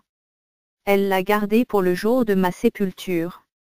Car vous aurez toujours des pauvres avec vous, mais vous ne m'aurez pas toujours. » Alors une grande foule des Juifs ayant su qu'il était là et ils vinrent, non seulement à cause de Yehoshua, mais aussi pour voir Lazare, qu'il avait ressuscité d'entre les morts. Mais les principaux prêtres résolurent de faire mourir aussi Lazare, parce que beaucoup de Juifs se retiraient d'eux à cause de lui et croyaient en Yehoshua. Entrée de Yehoshua à Jérusalem. Le lendemain, une grande foule qui était venue à la fête ayant entendu dire que Yehoshua se rendait à Jérusalem, ils prirent des branches de palmiers et sortirent à sa rencontre, en criant, « Hosanna ! Béni soit le roi d'Israël qui vient au nom du Seigneur. » Et Yehoshua ayant trouvé un ânon, s'assit dessus, selon qu'il est écrit, « N'aie pas peur, fille de Sion. Voici que ton roi vient, assis sur le petit d'une ânesse. » Or ses disciples ne comprirent pas d'abord ces choses, mais, quand Yehoshua fut glorifié, ils se souvinrent alors qu'elle était écrite de lui, et qu'elle avait été accomplie à son égard. La foule qui était avec lui, quand il avait appelé Lazare hors du sépulcre et l'avait ressuscité d'entre les morts, rendait témoignage. C'est aussi pour cela que la foule alla au-devant de lui, parce qu'elle avait entendu dire qu'il avait produit ce signe. Les pharisiens donc disaient entre eux, « Vous ne voyez pas que vous ne gagnez rien. Voici, le monde va après lui. » Or il y avait quelques Grecs d'entre ceux qui étaient montés pour adorer pendant la fête, qui s'approchèrent de Philippos, qui était de Bethsaïda de Galilée, et le prièrent en disant, « Seigneur, nous désirons voir Yehoshua. » Philippos vient et le dit à Andréas, et Andréas et Philippos le disent à Yehoshua. Yehoshua annonce sa crucifixion. Et Yehoshua leur répondit en disant, « L'heure est venue pour que le Fils de l'homme soit glorifié. Amen, amen, je vous le dis, si le grain de blé qui est tombé en terre ne meurt, il reste seul, mais s'il meurt, il porte beaucoup de fruits. Celui qui aime sa vie la perdra, et celui qui est sa vie dans ce monde la gardera pour la vie éternelle. Si quelqu'un me sert, qu'il me suive, et là où je serai, là aussi sera mon serviteur. Et si quelqu'un me sert, mon Père l'honorera. Maintenant mon âme est troublée. Et que dirai-je? Père, délivre-moi de cette heure. Mais c'est à cause de cela que je suis venu en cette heure. Père, glorifie ton nom. Alors une voix vint du ciel, je l'ai glorifié et je le glorifierai encore. La foule donc qui était là et qui avait entendu disait que c'était un coup de tonnerre. D'autres disaient, un ange lui a parlé. Yehoshua répondit et dit, ce n'est pas à cause de moi que cette voix est venue, mais à cause de vous. C'est maintenant le jugement de ce monde, maintenant le chef de ce monde sera jeté dehors. Et moi, quand je serai élevé de la terre, je tirerai tout le monde à moi. Or il disait cela pour indiquer de quelle mort il devait mourir. La foule lui répondit, nous avons appris par la Torah que le Machia demeure éternellement. Et comment donc dis-tu qu'il faut que le Fils de l'homme soit élevé? Qui est ce Fils de l'homme? Alors Yehoshua leur dit, la lumière est encore avec vous pour un peu de temps, marchez pendant que vous avez la lumière, de peur que la ténèbre ne vous saisisse, car celui qui marche dans la ténèbre ne sait où il va. Pendant que vous avez la lumière, croyez en la lumière, afin que vous deveniez des fils de lumière. Yehoshua dit ces choses, et il s'en alla et se cacha de devant eux. Malgré le grand nombre de signes qu'il avait produits devant eux, ils ne croyaient pas en lui, afin que fût accomplie cette parole qui a été dite par Yeshaya, le prophète, « Seigneur, qui est-ce qui a cru à ce qu'il a entendu de nous? Et à qui a été révélé le bras du Seigneur ?» C'est pourquoi ils ne pouvaient croire, parce que Yeshaya a dit encore, « Il a aveuglé leurs yeux et il a endurci leur cœur, de peur qu'ils ne voient de leurs yeux, qu'ils ne comprennent du cœur, qu'ils ne se convertissent et que je ne les guérisse. » Yeshaya dit ces choses quand il vit sa gloire et qu'il parla de lui. Cependant, même parmi les chefs, beaucoup crurent en lui, mais à cause des pharisiens, ils ne le confessaient pas, de peur d'être exclus de la synagogue. Car ils aimèrent la gloire des humains plus que la gloire d'Élohim. Or Yehoshua s'écria et dit, « Celui qui croit en moi, ne croit pas en moi, mais en celui qui m'a envoyé, et celui qui me voit, voit celui qui m'a envoyé. Moi, la lumière, je suis venu dans le monde afin que quiconque croit en moi ne demeure pas dans la ténèbre. Et si quelqu'un entend mes paroles et ne les croit pas, je ne le juge pas, car je ne suis pas venu pour juger le monde, mais pour sauver le monde. Celui qui me rejette et qui ne reçoit pas mes paroles à son juge, la parole que j'ai annoncée sera celle qui le jugera au dernier jour. Parce que je n'ai pas parlé de moi-même, mais le Père qui m'a envoyé, m'a donné un commandement sur ce que je dois dire et ce dont je dois parler. Et je sais que son commandement est la vie éternelle. Quant aux choses dont je parle, j'en parle comme le Père me l'a dit. » Yehoshua lave les pieds de ses disciples. Or avant la fête de Pâques, Yehoshua, sachant que son heure était venue de passer de ce monde vers le Père, comme il avait aimé les siens qui étaient dans le monde, il les aima jusqu'à la fin. Et après le souper, alors que le diable avait déjà mis dans le cœur de Yehuda Iscariot, fils de Shimoën, de le livrer, Yehoshua sachant que le Père avait tout remis entre ses mains, qu'il était sorti d'Élohim et qu'il s'en allait à Élohim, se lève du souper, dépose ses vêtements, et prenant un linge, il s'en ceignit. Ensuite il verse de l'eau dans un bassin, et il se mit à laver les pieds de ses disciples, et à les essuyer avec le linge dont il était saint.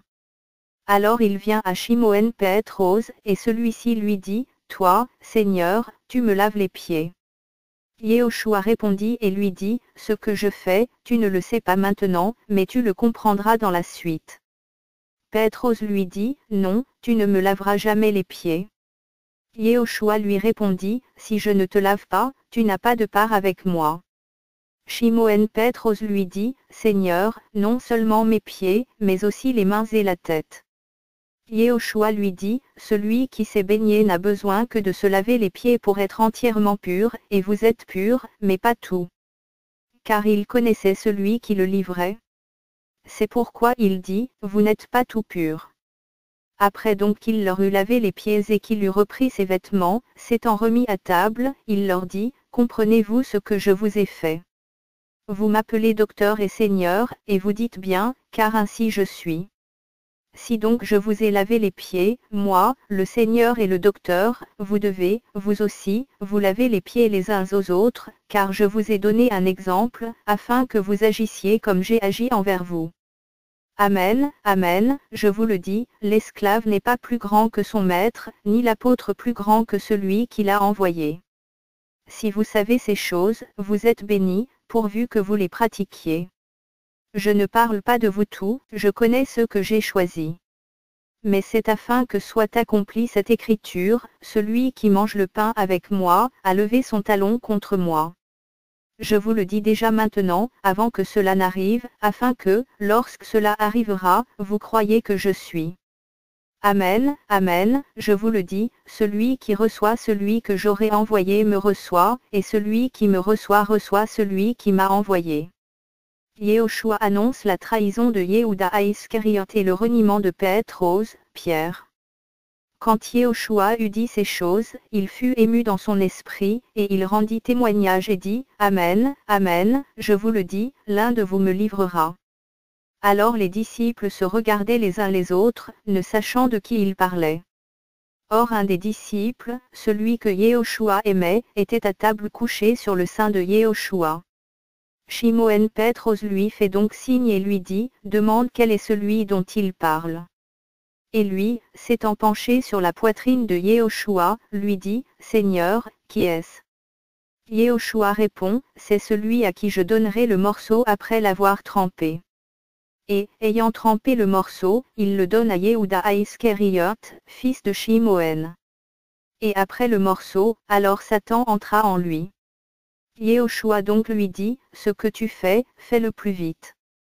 Mais aucun de ceux qui étaient à table ne comprit pourquoi il lui avait dit cela. Car quelques-uns pensaient que, comme Yehuda avait la bourse, Yehoshua lui disait, achète ce qui nous est nécessaire pour la fête, ou, donne quelque chose aux pauvres. Celui-ci donc ayant pris le morceau, sortit immédiatement.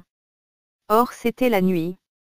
Quand donc il fut sorti, Yehoshua dit, maintenant, le Fils de l'homme est glorifié, et Elohim est glorifié en lui. Si Elohim est glorifié en lui, Elohim aussi le glorifiera en lui-même, et il le glorifiera immédiatement. Petit enfant, je suis encore pour un peu de temps avec vous. Vous me chercherez, mais, comme j'ai dit aux Juifs, vous ne pouvez pas venir là où je vais, je vous le dis aussi maintenant. Je vous donne un nouveau commandement, aimez-vous les uns les autres. Comme je vous ai aimé, vous aussi, aimez-vous les uns les autres. À ceci tous connaîtront que vous êtes mes disciples, si vous avez de l'amour les uns pour les autres. Shimon Pétros lui dit, Seigneur, où vas-tu? Yehoshua lui répondit, là où je vais, tu ne peux pas me suivre maintenant, mais tu me suivras plus tard. Pétros lui dit, Seigneur, pourquoi ne puis-je pas te suivre maintenant? Je donnerai ma vie pour toi. Yehoshua lui répondit, tu donneras ta vie pour moi.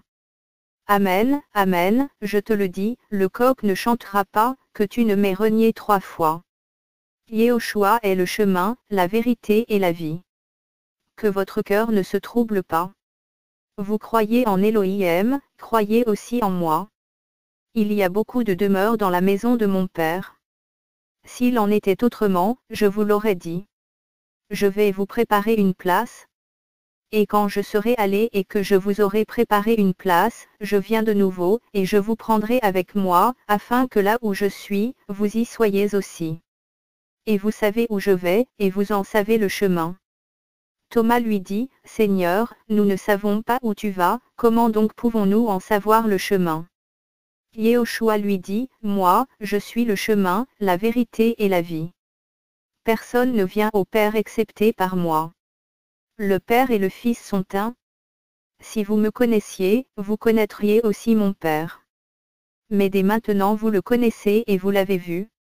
Philippos lui dit, Seigneur, montre-nous le Père, et cela nous suffit. Yehoshua lui répondit, je suis depuis si longtemps avec vous et tu ne m'as pas connu, Philippos.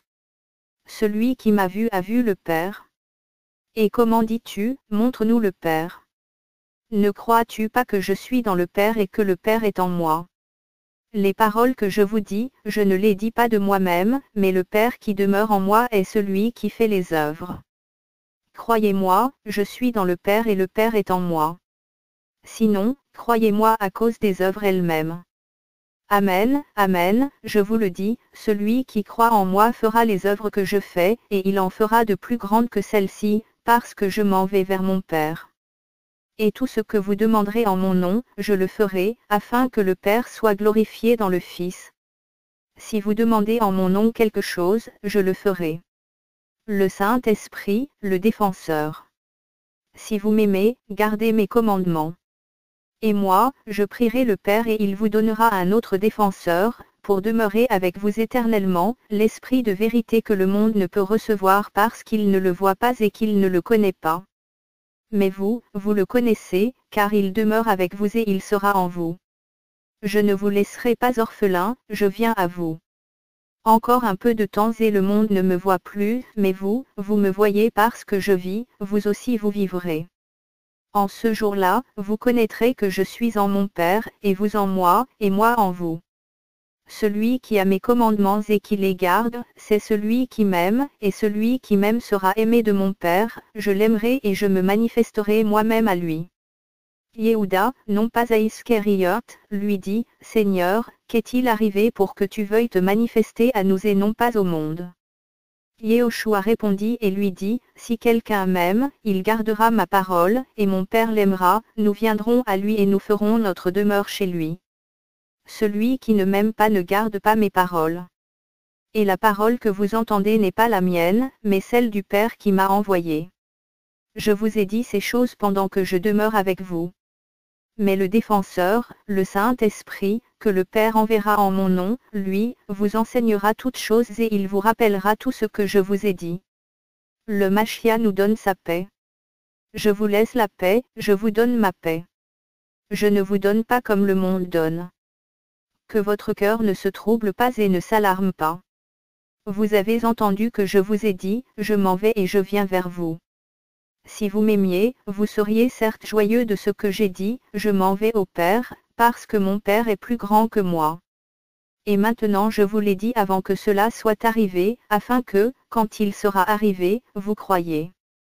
Je ne parlerai plus beaucoup avec vous, car le chef de ce monde vient, et il n'a rien en moi. Mais afin que le monde sache que j'aime le Père et que je fais ce que le Père m'a commandé, levez-vous, partons d'ici. Le CEP et les sarments. Je suis le véritable CEP, et mon Père est le vigneron. Tout sarment en moi ne portant pas de fruits, il le retranche, et il émonde tout porte fruit, afin qu'il porte plus de fruits. Vous êtes déjà purs, à cause de la parole que je vous ai fait entendre. Demeurez en moi, et moi en vous. Comme le sarment ne peut de lui-même porter du fruit à moins qu'il ne demeure dans le CEP, vous ne le pouvez pas non plus, à moins que vous ne demeuriez en moi. Je suis le CEP, vous, les sarments. Celui qui demeure en moi, et moi en lui, celui-là porte beaucoup de fruits, car hors de moi vous ne pouvez rien produire. Si quelqu'un ne demeure pas en moi, il est jeté dehors comme le sarment et il sèche, et on ramasse les sarments et on les jette au feu, et ils brûlent. Si vous demeurez en moi et que mes paroles demeurent en vous, vous demanderez ce que vous voudrez et cela vous arrivera. Mon Père est glorifié en ceci, que vous portiez beaucoup de fruits, et vous deviendrez alors mes disciples. Comme le Père m'a aimé, ainsi je vous ai aimé. Demeurez dans mon amour. Si vous gardez mes commandements, vous demeurerez dans mon amour, comme j'ai gardé les commandements de mon Père et je demeure dans son amour. Je vous ai dit ces choses, afin que ma joie demeure en vous et que votre joie soit parfaite. Voici mon commandement, que vous vous aimiez les uns les autres, comme je vous ai aimé. Personne n'a de plus grand amour que celui qui donne sa vie pour ses amis. Vous êtes mes amis, si vous faites tout ce que je vous commande. Je ne vous appelle plus esclave, car l'esclave ne sait pas ce que fait son Seigneur, mais je vous ai appelé amis, parce que je vous ai fait connaître tout ce que j'ai appris de mon Père. Ce n'est pas vous qui m'avez choisi, mais moi, je vous ai choisi, et je vous ai établi, afin que vous alliez, que vous produisiez du fruit et que votre fruit demeure, afin que tout ce que vous demanderez au Père en mon nom, il vous le donne. Ce que je vous commande, c'est de vous aimer les uns les autres. La haine du monde envers le Machia et ses disciples. Si le monde vous hait, sachez qu'il m'a haï avant vous. Si vous étiez du monde, le monde aimerait ce qui lui appartient. Mais parce que vous n'êtes pas du monde et que je vous ai choisi hors du monde, à cause de cela le monde vous hait. Souvenez-vous de la parole que je vous ai dite, l'esclave n'est pas plus grand que son Seigneur. S'ils m'ont persécuté, ils vous persécuteront aussi, s'ils ont gardé ma parole, ils garderont aussi la vôtre. Mais ils vous feront toutes ces choses à cause de mon nom, parce qu'ils ne connaissent pas celui qui m'a envoyé. Si je n'étais pas venu et que je ne leur avais pas parlé, ils n'auraient pas de péché, mais maintenant ils n'ont pas de prétexte pour leur péché. Celui qui me hait est aussi mon Père. Si je n'avais pas fait parmi eux les œuvres qu'aucun autre n'a faites, ils n'auraient pas de péché, et maintenant, ils ont vu, et ils ont haï, et moi, et mon Père. Mais c'est afin que fût accomplie la parole qui est écrite dans leur Torah, ils m'ont haï gratuitement. Mais quand sera venu le Défenseur que je vous enverrai de la part du Père, l'Esprit de vérité qui procède du Père, il rendra témoignage de moi. Et vous aussi, vous rendrez témoignage, parce que dès le commencement vous êtes avec moi. Yehoshua annonce la persécution de ses disciples. Je vous ai dit ces choses, afin que vous ne soyez pas scandalisés. Ils vous casseront des synagogues, et même l'heure vient où quiconque vous fera mourir pensera rendre un culte à Elohim. Et ils vous feront ces choses, parce qu'ils n'ont connu ni le Père ni moi. Mais je vous ai dit ces choses, afin que, lorsque l'heure sera venue, vous vous souveniez que je vous les ai dites. Et je ne vous en ai pas parlé dès le commencement, parce que j'étais avec vous. Mais maintenant je m'en vais vers celui qui m'a envoyé, et aucun de vous ne me demande, où vas-tu? Mais, parce que je vous ai dit ces choses, la tristesse a rempli votre cœur. L'esprit convainc le monde. Toutefois, je vous dis la vérité, il vous est avantageux que je m'en aille. Car si je ne m'en vais pas, le défenseur ne viendra pas à vous. Mais si je m'en vais, je vous l'enverrai. Et quand il sera venu, il convaincra le monde de péché, de justice et de jugement, au sujet du péché en effet, parce qu'il ne croit pas en moi, et au sujet de la justice, parce que je m'en vais à mon Père et que vous ne me verrez plus, et au sujet du jugement, parce que le chef de ce monde est jugé. L'Esprit révélera la vérité. J'ai encore beaucoup de choses à vous dire, mais vous ne pouvez pas les supporter maintenant. Mais quand il viendra, lui, l'Esprit de la vérité, il vous guidera dans toute la vérité, car il ne parlera pas de lui-même, mais il parlera de tout ce qu'il aura entendu et il vous annoncera les choses à venir. Il me glorifiera, parce qu'il prendra ce qui est à moi et vous l'annoncera. Tout ce que le Père a est à moi. C'est pourquoi j'ai dit qu'il prendra ce qui est à moi et qu'il vous l'annoncera. Yehoshua annonce sa mort, sa résurrection et son avènement.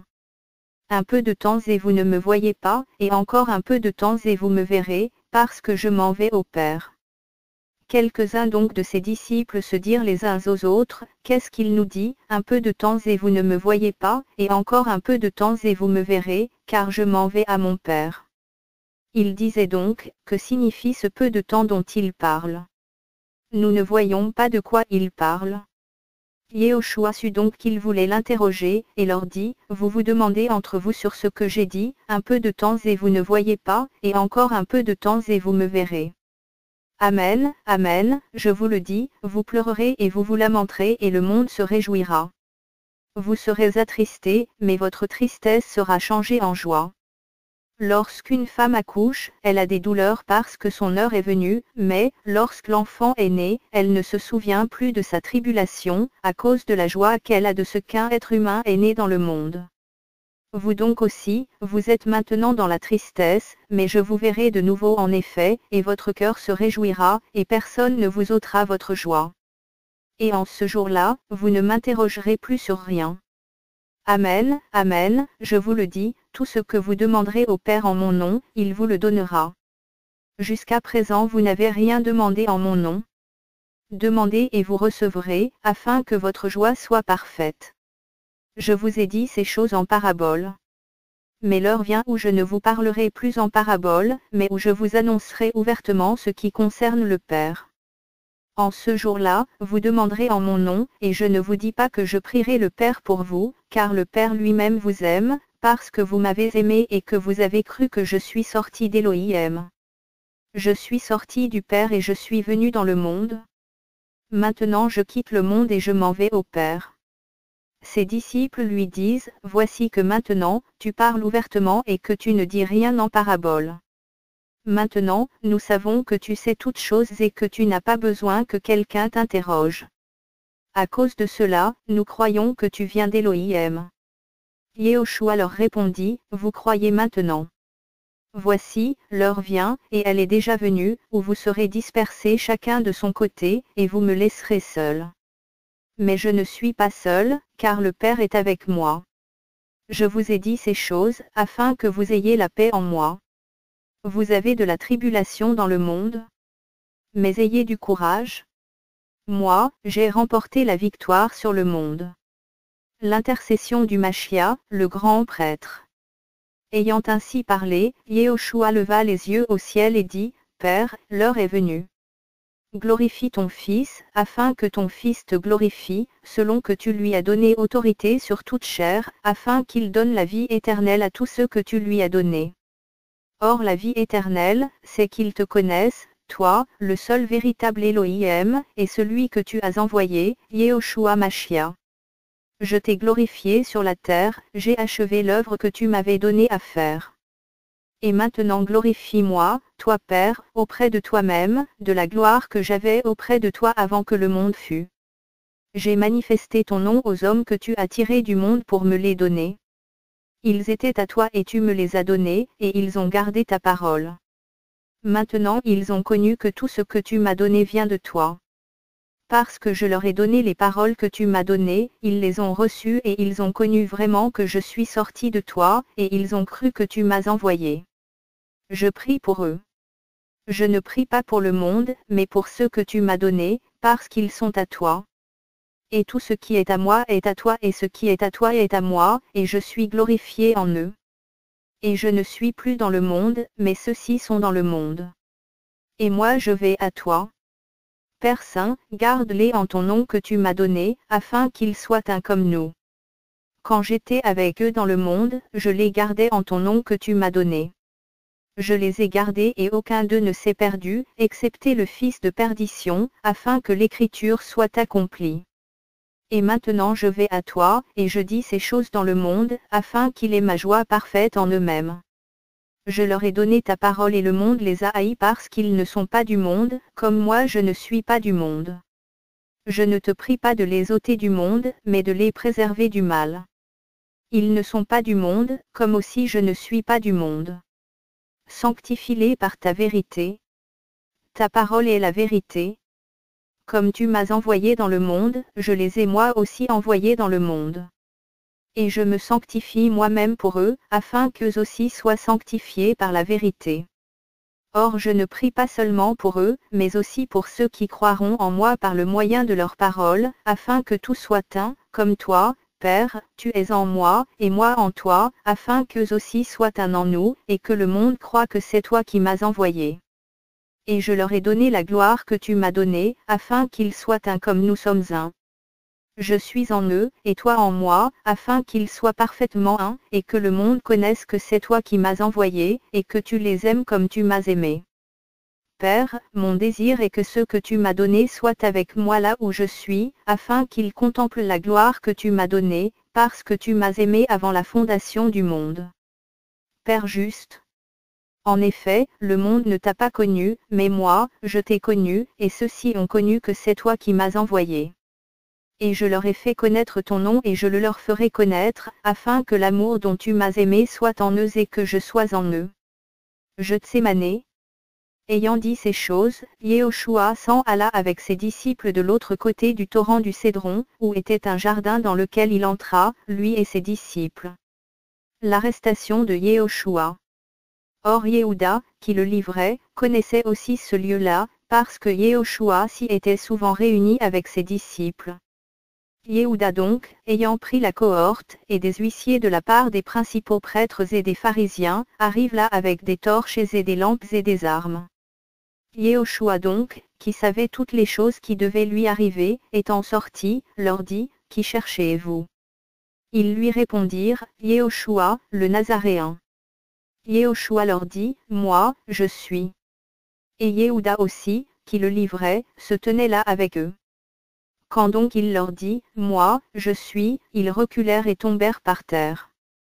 Alors il leur demanda encore, « Qui cherchez-vous » Et ils dirent, « Yehoshua, le Nazaréen. » Yehoshua répondit, « Je vous ai dit que moi, je suis.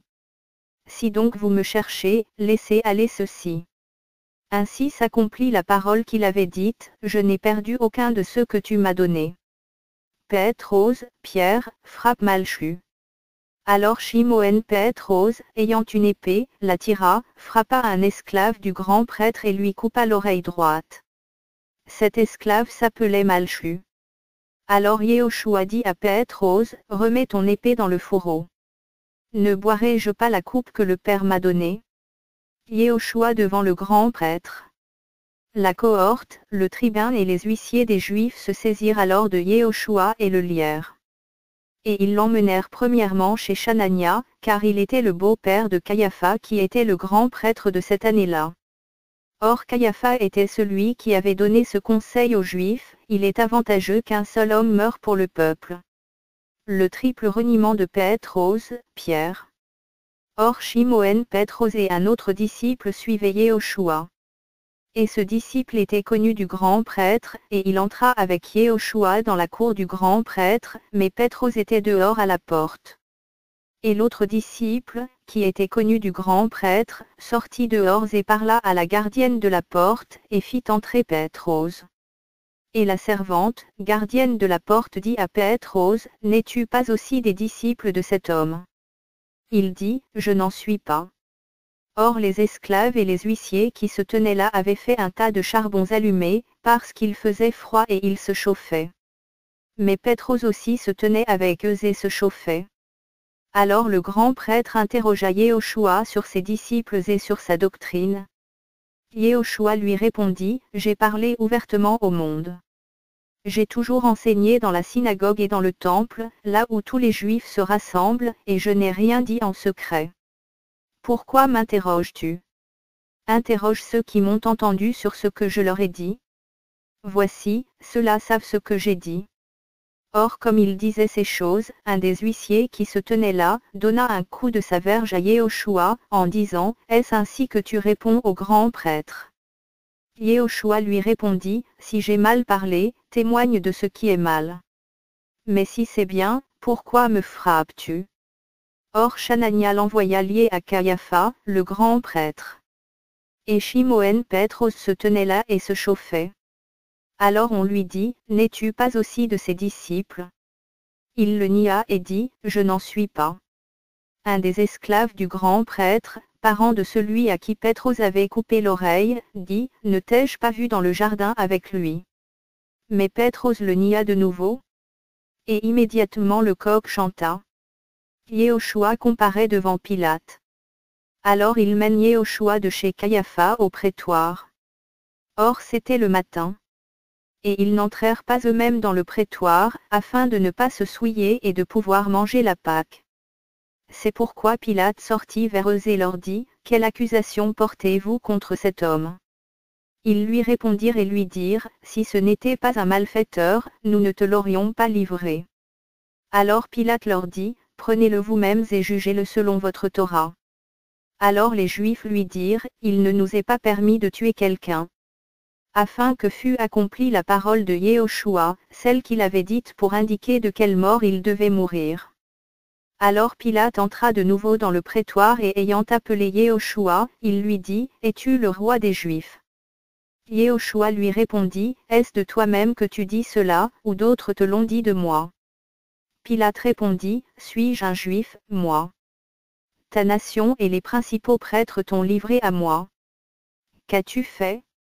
Yehoshua répondit, mon royaume n'est pas de ce monde. Si mon royaume était de ce monde, mes serviteurs auraient combattu pour moi afin que je ne sois pas livré aux Juifs. Mais maintenant mon royaume n'est pas d'ici-bas. Alors Pilate lui dit, es-tu donc roi? Yehoshua répondit, tu le dis, que je suis roi. Je suis né pour cela et c'est pour cela que je suis venu dans le monde, pour rendre témoignage à la vérité. Quiconque est de la vérité entend ma voix. Pilate lui dit, qu'est-ce que la vérité? Et quand il eut dit cela, il sortit de nouveau vers les Juifs, et il leur dit, je ne trouve aucun crime en lui. Mais comme c'est parmi vous une coutume que je vous relâche quelqu'un à la Pâque, voulez-vous donc que je vous relâche le roi des Juifs? Alors tous s'écrièrent encore, disant, non pas celui-ci, mais Barabbas. Or Barabbas était un brigand. Le roi couronné d'épines. Alors Pilate prit donc Yehoshua et le châtia avec un fouet. Et les soldats tressèrent une couronne d'épines qu'ils posèrent sur sa tête et le vêtirent d'un vêtement de pourpre. Et ils disaient, Roi des Juifs, nous te saluons. Et ils lui donnaient des coups avec leurs verges. Alors Pilate sortit de nouveau dehors et leur dit, voici, je vous l'amène dehors, afin que vous sachiez que je ne trouve aucun crime en lui. Yehoshua donc sortit, portant la couronne d'épines et le vêtement de pourpre. Et il leur dit, voici l'homme. Quand donc les principaux prêtres et leurs huissiers le virent, ils s'écrièrent, en disant, crucifie-le. Crucifie-le. Pilate leur dit, prenez-le vous-mêmes et crucifiez-le, car je ne trouve pas de crime en lui. Les Juifs lui répondirent, nous avons une Torah, et selon notre Torah, il doit mourir, car il s'est fait fils d'Élohim. Quand donc Pilate entendit cette parole, il fut de plus en plus effrayé. Et il rentra dans le prétoire et dit à Yehoshua, d'où es-tu? Mais Yehoshua ne lui donna pas de réponse. Alors Pilate lui dit, est-ce à moi que tu ne parles pas? Ne sais-tu pas que j'ai autorité pour te crucifier, et que j'ai autorité pour te relâcher? Yehoshua répondit, tu n'aurais aucune autorité sur moi, si elle ne t'avait été donnée d'en haut. C'est pourquoi celui qui me livre entre tes mains a un plus grand péché. Dès ce moment, Pilate cherchait à le relâcher. Mais les Juifs criaient, en disant, si tu le relâches, tu n'es pas ami de César. Quiconque se fait roi s'oppose à César. Pilate donc, ayant entendu ces paroles, amena Yehoshua dehors et siégea au tribunal à l'endroit appelé le pavé, et en hébreu Gabata. Or c'était la préparation de la Pâque, et il était environ la 6e heure. Et il dit aux Juifs, voici votre roi. Mais ils criaient, ôte, ôte, crucifie-le. Pilate leur dit, crucifierai-je votre roi? Les principaux prêtres répondirent, nous n'avons pas d'autre roi, excepté César. Yehoshua crucifié. Alors il le leur livra à cet instant pour être crucifié. Et ils prirent Yehoshua et l'emmenèrent. Et Yehoshua, portant sa croix, arriva au lieu appelé le crâne, qui se dit en hébreu Golgotha, où ils le crucifièrent, et 2 autres avec lui, un de chaque côté, et Yehoshua au milieu. Mais Pilate fit même une inscription qu'il mit sur la croix. Et il y était écrit, Yehoshua, le Nazaréen, le roi des Juifs. Beaucoup de Juifs lurent donc cette inscription, parce que le lieu où Yehoshua était crucifié était près de la ville. Et elle était écrite en hébreu, en grec et en latin. Les principaux prêtres des Juifs dirent donc à Pilate, n'écris pas, le roi des Juifs, mais que celui-ci a dit, je suis le roi des Juifs. Pilate répondit, ce que j'ai écrit, je l'ai écrit. Alors les soldats, après avoir crucifié Yehoshua, prirent ses vêtements et ils en firent 4 parts, une part pour chaque soldat, et la tunique. Or la tunique était sans couture, d'un seul tissu depuis le haut jusqu'en bas. Alors ils se dirent entre eux, ne la déchirons pas, mais désignons par le sort celui à qui elle sera. Afin que l'écriture fût accomplie, ils se sont partagés mes vêtements et ils ont tiré au sort mes habits. Voilà en effet ce que firent les soldats. Or près de la croix de Yehoshua se tenait sa mère, la sœur de sa mère, Myriam la femme de Clopas et Myriam Magdeleine. Alors Yehoshua voyant sa mère et, auprès d'elle, le disciple qu'il aimait, il dit à sa mère, femme, voici ton fils. Ensuite il dit au disciple, voici ta mère. Et dès cette heure-là le disciple l'a pris chez lui. Après cela, Yehoshua, sachant que toute chose était déjà accomplie, il dit, afin que l'écriture fût accomplie, j'ai soif. Il y avait donc là un vase plein de vinaigre. Et ils emplirent de vinaigre une éponge et, l'ayant mise sur de l'hysope, ils la lui présentèrent à la bouche. Quand donc Yehoshua eut pris le vinaigre, il dit, tout est accompli. Et ayant baissé la tête, il rendit l'esprit. Fin de la loi mosaïque ou de la première alliance. Alors les Juifs, afin que les corps ne restent pas sur la croix durant le Shabbat, parce que c'était la préparation car ce Shabbat-là était un grand jour, demandèrent à Pilate qu'on leur brise les jambes et qu'on les enlève. Les soldats vinrent donc et brisèrent en effet les jambes au premier, et de même à l'autre qui était crucifié avec lui. Mais s'étant approchés de Yehoshua, et voyant qu'il était déjà mort, ils ne lui brisèrent pas les jambes. Mais un des soldats lui perça le côté avec une lance, et immédiatement il sortit du sang et de l'eau. Et celui qui l'a vu en a rendu témoignage, et son témoignage est véritable. Et lui, il sait qu'il dit vrai, afin que vous croyiez. Car ces choses sont arrivées afin que l'écriture fût accomplie, aucun de ces os ne sera brisé. Et encore une autre écriture, qui dit, ils verront celui qui l'ont percé. Yoseph d'Arimathée demande le corps de Yehoshua. Or après ces choses, Yoseph d'Arimathée, qui était disciple de Yehoshua, mais en secret parce qu'il craignait les Juifs, demanda à Pilate la permission d'enlever le corps de Yehoshua. Et Pilate le permit. Alors il vint et prit le corps de Yehoshua.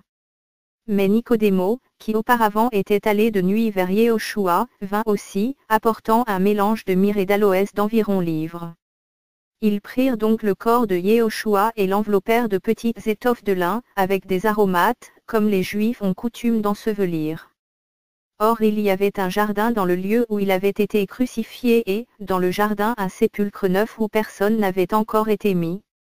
Ce fut donc là qu'ils déposèrent Yehoshua, à cause de la préparation des Juifs, parce que le sépulcre était proche. Les disciples se rendent au sépulcre.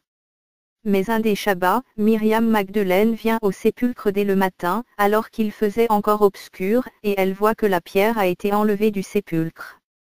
Elle court donc et vient vers Shimon Pétros et vers l'autre disciple que Yehoshua aimait, et elle leur dit, « On a enlevé le Seigneur hors du sépulcre et nous ne savons pas où on l'a mis. » Alors Pétros sortit et l'autre disciple, et allèrent au sépulcre.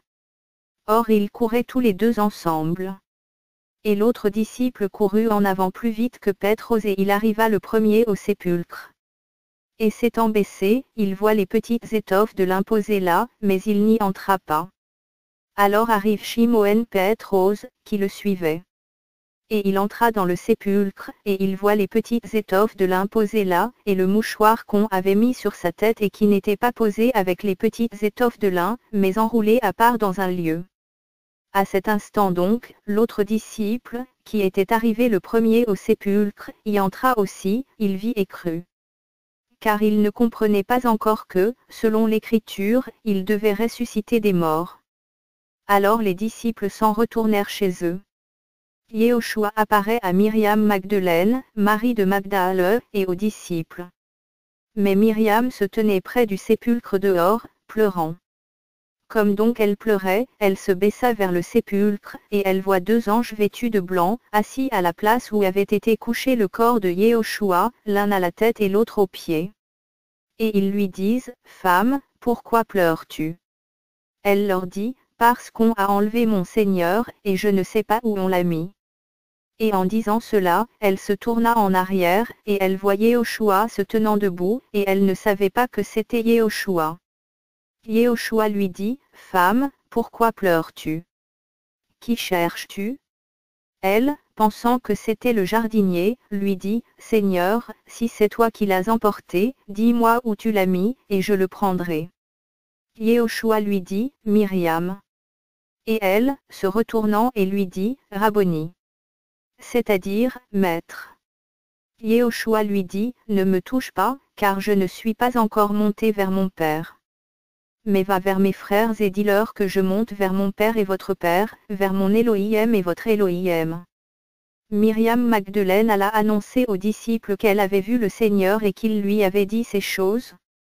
Alors le soir de ce jour, qui était un Shabbat, les portes du lieu où les disciples étaient rassemblés, à cause de la crainte qu'il avait des Juifs, étaient fermées. Yehoshua vint et se tint au milieu et leur dit, « Paix à vous. » Et quand il leur eut dit cela, il leur montra ses mains et son côté. Alors les disciples furent dans la joie en voyant le Seigneur. Alors Yehoshua leur dit de nouveau, « Paix à vous. Comme le Père m'a envoyé, moi aussi je vous envoie. » Et ayant dit cela, il souffla sur eux et leur dit, « Recevez le Saint-Esprit. Ceux à qui vous remettrez les péchés, ils leur seront remis. Et ceux à qui vous les retiendrez, ils leur seront retenus. » Or Thomas, appelé Didymos, l'un des 12, n'était pas avec eux quand Yehoshua vint. Alors les autres disciples lui dirent, « Nous avons vu le Seigneur. » Mais il leur dit, « Si je ne vois pas la marque des clous dans ses mains, et si je ne mets pas mon doigt dans la marque des clous, et si je ne mets pas ma main dans son côté, je ne croirai pas. » Et 8 jours après, les disciples étaient de nouveau à l'intérieur et Thomas avec eux. Yehoshua vient, les portes étant fermées, il se tint au milieu et il dit, « Paix à vous. » Et il dit à Thomas, « Porte ton doigt ici et regarde mes mains. Porte aussi ta main et mets-la dans mon côté. Et ne sois pas incrédule, mais croyant. » Et Thomas répondit et lui dit, « Mon Seigneur et mon Elohim. » Yehoshua lui dit, parce que tu m'as vu, Thomas, tu as cru. Bénis sont ceux qui n'ont pas vu et qui ont cru. En effet, Yehoshua a fait aussi en présence de ses disciples beaucoup d'autres signes, qui ne sont donc pas écrits dans ce livre. Mais ces choses sont écrites afin que vous croyiez que Yehoshua est le Machia, le fils d'Élohim, et qu'en croyant vous ayez la vie par son nom. Yehoshua apparaît à ses disciples. Après ces choses, Yehoshua se manifesta encore à ses disciples, près de la mer de Tibériade. Et il se manifesta de cette manière. Shimon Pétros, Thomas, appelé Didymos, Nathanaël, de Cana en Galilée, les fils de Zabdi, et 2 autres de ses disciples étaient ensemble. Shimon Pétros leur dit, je vais pêcher. Ils lui disent, nous allons aussi avec toi. Ils partirent donc et montèrent aussitôt dans un bateau, mais ils ne prirent rien cette nuit-là. Le matin étant venu, Yehoshua se tint là sur le rivage, mais les disciples ne savaient pas que c'était Yehoshua. Alors Yehoshua leur dit, enfants, n'avez-vous pas du poisson grillé? Ils lui répondirent, non. Et il leur dit, jetez le filet du côté droit du bateau et vous en trouverez. Ils le jetèrent donc, et ils ne pouvaient plus le retirer à cause de la grande quantité de poissons. Alors le disciple que Yehoshua aimait dit à Pétros, c'est le Seigneur. Shimon Pétros ayant donc entendu que c'était le Seigneur, ceignit sa tunique, car il était nu, et se jeta dans la mer. Et les autres disciples vinrent avec le petit bateau, car il n'était pas loin de terre, mais seulement à environ 200 coudées, traînant le filet de poisson. Et étant descendu à terre, il voit un tas de charbons allumés, et du poisson posé dessus et du pain. Yehoshua leur dit, apportez des poissons que vous venez maintenant de prendre. Shimon Pétros monta et tira le filet à terre, plein de grands poissons et, quoi qu'il y en eût tant, le filet n'avait pas été déchiré. Yehoshua leur dit, venez déjeuner. Mais aucun de ses disciples n'osait lui demander, qui es-tu? Sachant que c'était le Seigneur. Yehoshua donc vient et prend le pain et leur en donne, et le poisson de même. Ce fut déjà la 3e fois que Yehoshua, ressuscité d'entre les morts, se manifesta à ses disciples. Après donc qu'ils eurent déjeuné, Yehoshua dit à Shimon Pétros, Shimon, fils de Yona, m'aimes-tu plus que ceci? Il lui répondit, oui, Seigneur, tu sais que je t'aime. Il lui dit, paie mes agneaux. Il lui dit encore, Shimon, fils de Yona, m'aimes-tu? Il lui dit, oui, Seigneur, tu sais que je t'aime. Il lui dit, paie mes brebis. Il lui dit pour la 3e fois, Shimon, fils de Yona, m'aimes-tu? Pétros fut attristé de ce qu'il lui avait dit pour la 3e fois, m'aimes-tu? Et il lui dit, Seigneur, tu sais toutes choses, tu sais que je t'aime. Yehoshua lui dit, paie mes brebis. Le Maître révèle à Pétros, Pierre, sa mort. Conclusion. Amen, amen, je te le dis, quand tu étais plus jeune, tu te saignais toi-même et tu allais où tu voulais, mais quand tu seras devenu vieux, tu étendras tes mains et c'est un autre qui te ceindra et te portera où tu ne voudras pas. Or il dit cela pour indiquer par quelle mort il glorifiera Elohim. Et ayant ainsi parlé, il lui dit, suis-moi. Mais Pétros, s'étant retourné, voit le disciple que Yehoshua aimait les suivre, celui qui, pendant le souper, s'était penché sur sa poitrine et lui avait dit, Seigneur, qui est celui qui te livre? En le voyant, Pétros dit à Yehoshua, et celui-ci, Seigneur. Yehoshua lui dit, si je veux qu'il demeure jusqu'à ce que je vienne, que t'importe? Toi, suis-moi.